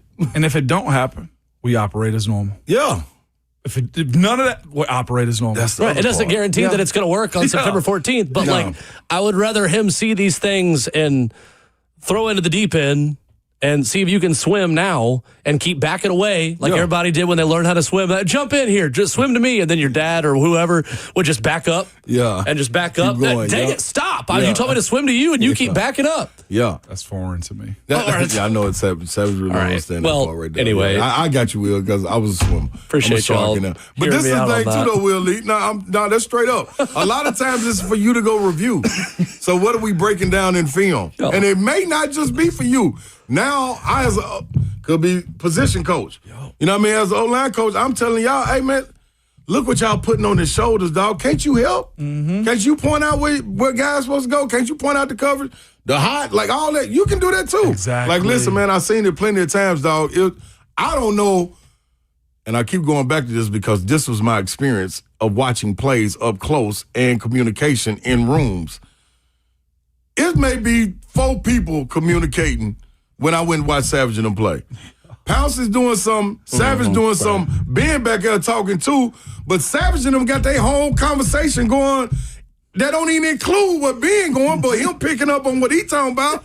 Now he talking to his skill guys. Now, come on, Le'Veon, I'll get back on this side. Now, what are you doing? Okay, y'all ready up here? Let's go. You know what I mean? It's like, that's all. That's why you got to work together. Dude, you have to talk together. You got to talk, Dree. You have to. talk about it. You know That's what I mean? what I'm saying. Like, all of that matters. You're right. There are 3 conversations that might happen that collectively makes to the success of one play. Because that has become it's become so normal for defenses to run that double mug nickel look where you've got Cincinnati look. Right. When you've got linebackers both on the line over the center, and you've got 2 other defensive linemen there too, and you have to, as a quarterback and an offensive line with crowd noise, with all the other stuff going on, with a play clock in the back of your head, communicate to your offensive line who's blocking who if they all blitz. And then half the time they don't all blitz. Right. Yeah. And I mean, against Denver, that's also in confusing. quarterback on the first episode, that's when Cam Ward was looking at the Denver tape going, I ain't never seen this crap, this Shiano, as y'all say on 3HL, in my life, because all 6 of them dropped, or 5 out of the 6 of them dropped. He's like, they all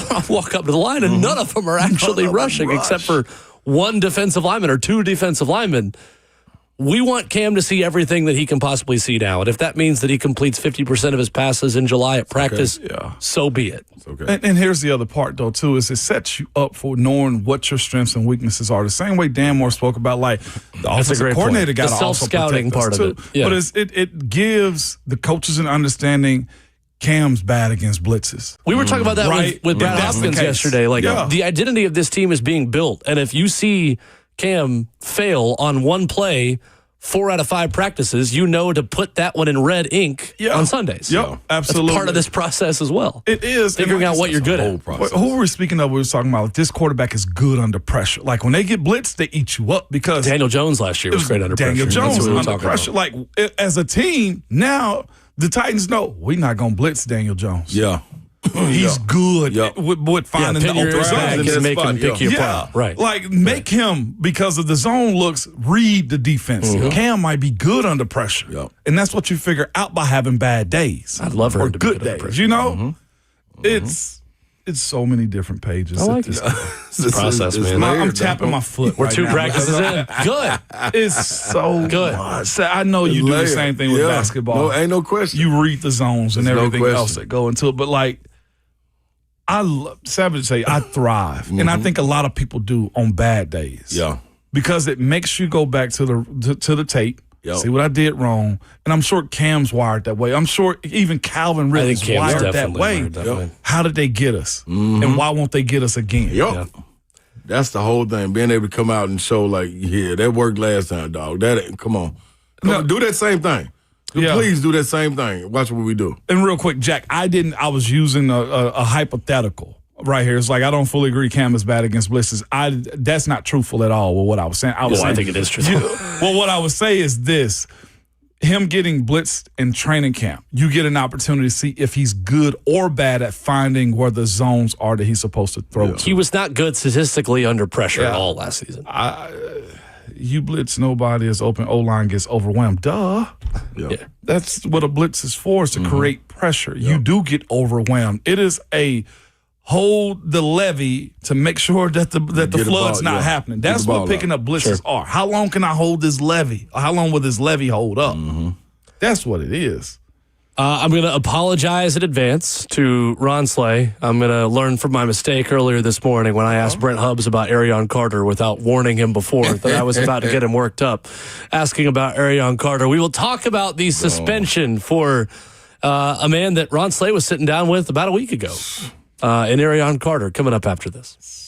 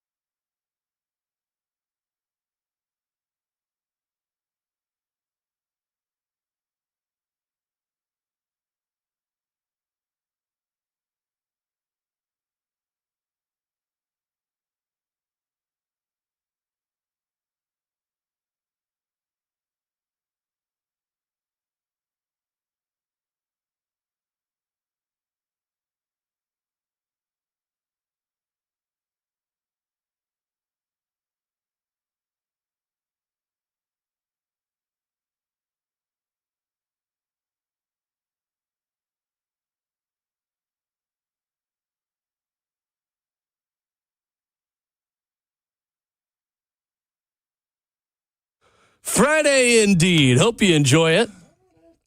Friday, the sun shines a little bit brighter, maybe, if you're going to be able to be at Titans practice tomorrow. Hope to see some of you Titans fans tomorrow at training camp. Hey. Fans will be out there for the first time. Looking forward to it. Tell y'all what I do have to do. What's that? I got to throw away my old shoes and get me some new ones. I got to get some comfortable boys. I'm with you. Since you brought that up, I know the promo just played. You got a great event coming up next week for the youth of Middle Tennessee who are in need of maybe some new kicks as well as they go back to school. No doubt. I'm not asking y'all. I'm telling y'all at this point, okay? We're about a week away from this shoe drive that we're having out at the Tanger Outlets in Antioch. We've been doing this 3 years in a row right now, man, where we open up the Nike Alley early. Man, it'll be a family of about 50 to 60 folks, man, that'll come out and get brand new shoes for the school year. It's about to kick off. Parents, y'all should be motivated by this. Send them out of the house looking good so they don't want to come back home, okay? Right. Send them out looking good, man. But listen, I got it posted to my Twitter, and also I posted to my Instagram. We've retweeted it and tweeted it from the show account as well. There's a QR code that you can scan, and I promise you all these monies go to the families. And it's not just random showing up. These families have been in this program with From Your Father for a while. It's my pairing with them and Nike and Princess. We're going to get them shoes and also get them fed and sent on their way to school. But go to my profile. It's at Ramon Foster, or go to the Ramon Foster Instagram to find the link. Click on it. 1045thezone.com, too, has it right there on the homepage. You can click right on that. It'll take you straight to the website to donate. $55, all you're asking. I think we got close to 12 to 1,500 right now. Okay. You are at 1,900 now. 1,900. So some of y'all have added some more. I'm gonna go donate right now. 34% of the way to the goal right now. So you're not asking people to show up with you guys next week. Just show up on the website. Yeah, show up on the website. Just give online is all we are asking of the Zone audience. That's it. Just give. Perfect. We'll be there to take care of it. Perfect. I promise you'll see the fruits of our labor, your hard-earned money. I love it. That will be donated. Money. So, it's got to be money. Money's got to be thrown out. GiveButter.com. GiveButter.com. Yep. 1045thezone.com. It's right there. You can't miss it. Just click on Ramon's face. I'm going to go ahead and donate right now. I'm going to do the same thing. I'm trying to do the same thing. I don't know where to find it. It's on my profile. Even after you just told me that. You did? All right. I'm going to send it to you directly. That's what you do to me. I'm going to send it to you directly. We're picking up what we're putting down out here. While we are doing that, Ron Slay, Arion Carter's been suspended 2 games by the NCAA. That's not giving back. Come on. How in the world can Charles Bediako play for Alabama and Arion Carter can't play for Tennessee because of a $400 flight with money that he then repaid to his agent with any sort of common sense? Willie, I don't get this. Like, you get to a point, man, where you start asking people, like, it's kind of like my little McDonald's situation. Like, how stupid can you be? You know what I mean? Like, dog, what are you doing? What are you trying to prove?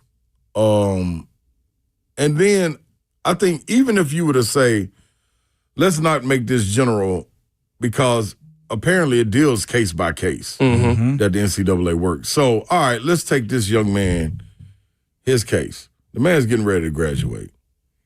The man shows his character year in and year out, day in and day out, even with what his girlfriend's going through, shaving of the head and everything with her going through chemo. Like, you got that, the leadership a part of it, his spirituality also. Like, let's just take this one case and everything that you got going on out here in college world, just that. You're going to say, you know what, we're going to punish this young man.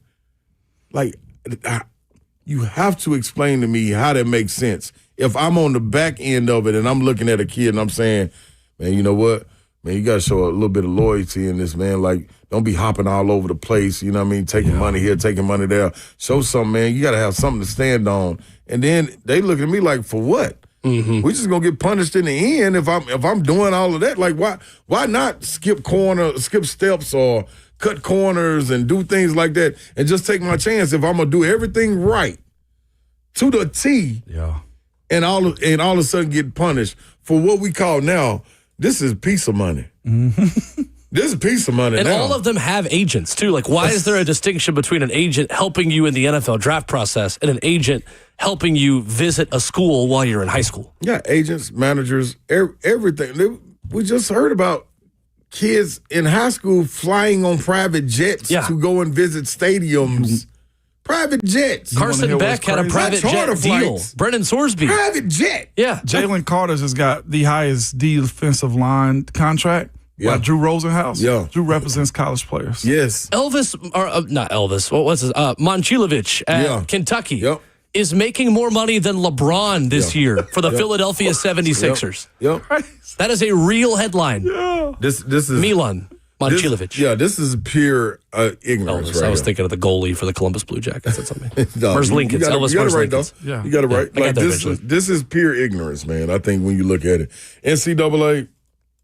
If you ever wanted to save face and have people point at you and say, "Oh, see, somebody does understand," this would be a great opportunity. Not to say we go for 3 games or 2 games like you did somebody a favor. That ain't no favor. You might have well kept it at 3 games. I would have respected it more. Stand on business. I would have respected more. They would say, "You know what? No, Stand man, on business. Why would we take one game away? Stand on it. Come on, dog. Like the tickets up there by the scoreboard cost more than that. They do. Like, what are we doing? That's true. That's very real right there, what man. We doing, man? I mean, Arion Carter could do one appearance at the Dick's Sporting Goods House of Sport, where Tennessee athletes do appearances all the time, and make more money in one appearance. Mm-hmm. I promise you he is. Than what literally he's suspended 2 games for. Dog, anytime Insane. you want to make a mockery, that's exactly what they're doing. So we should mock. Real quick, you guys are both very good at promoting each other, but you all both are very humble in promoting yourselves. So I'm going to take a moment and kill 2 birds with 1 stone here. Ramon has a piece at awfulannouncing.com of a sit-down profile of him talking about being the new analyst of Titans Radio. And then I look over, and here's Ron Slay at BarrettSportsMedia.com talking about turning a professional basketball career into an impressive sports media career in just 6 years. You guys, as brothers on 2 different media websites, have profiles about you that just dropped on the same day. That's cool. Hey, man, who snuck these things out? And we just retweeted both of them at Ramon and Will, and you all need to go read them and enjoy and promote the 2 people who work very hard talking into microphones at the station, hey, Ramon man. Foster and Ron Slay. So You know what? kudos to you guys getting in the spotlight. You guys deserve it. You win I don't today, think how Will. you found this stuff, Will. You just continually just show why you are in a position. My that you're screen time is so dang high, I got to use it for good sometimes. in. You know what? I can't even trash him I because ain't mad at him. he got something on me right now. Yeah, Will. he on point. He Yeah. on point. I can't even be out of Will Lee on that. This is one of them. Now hug and say you're sorry, Mom. Yeah.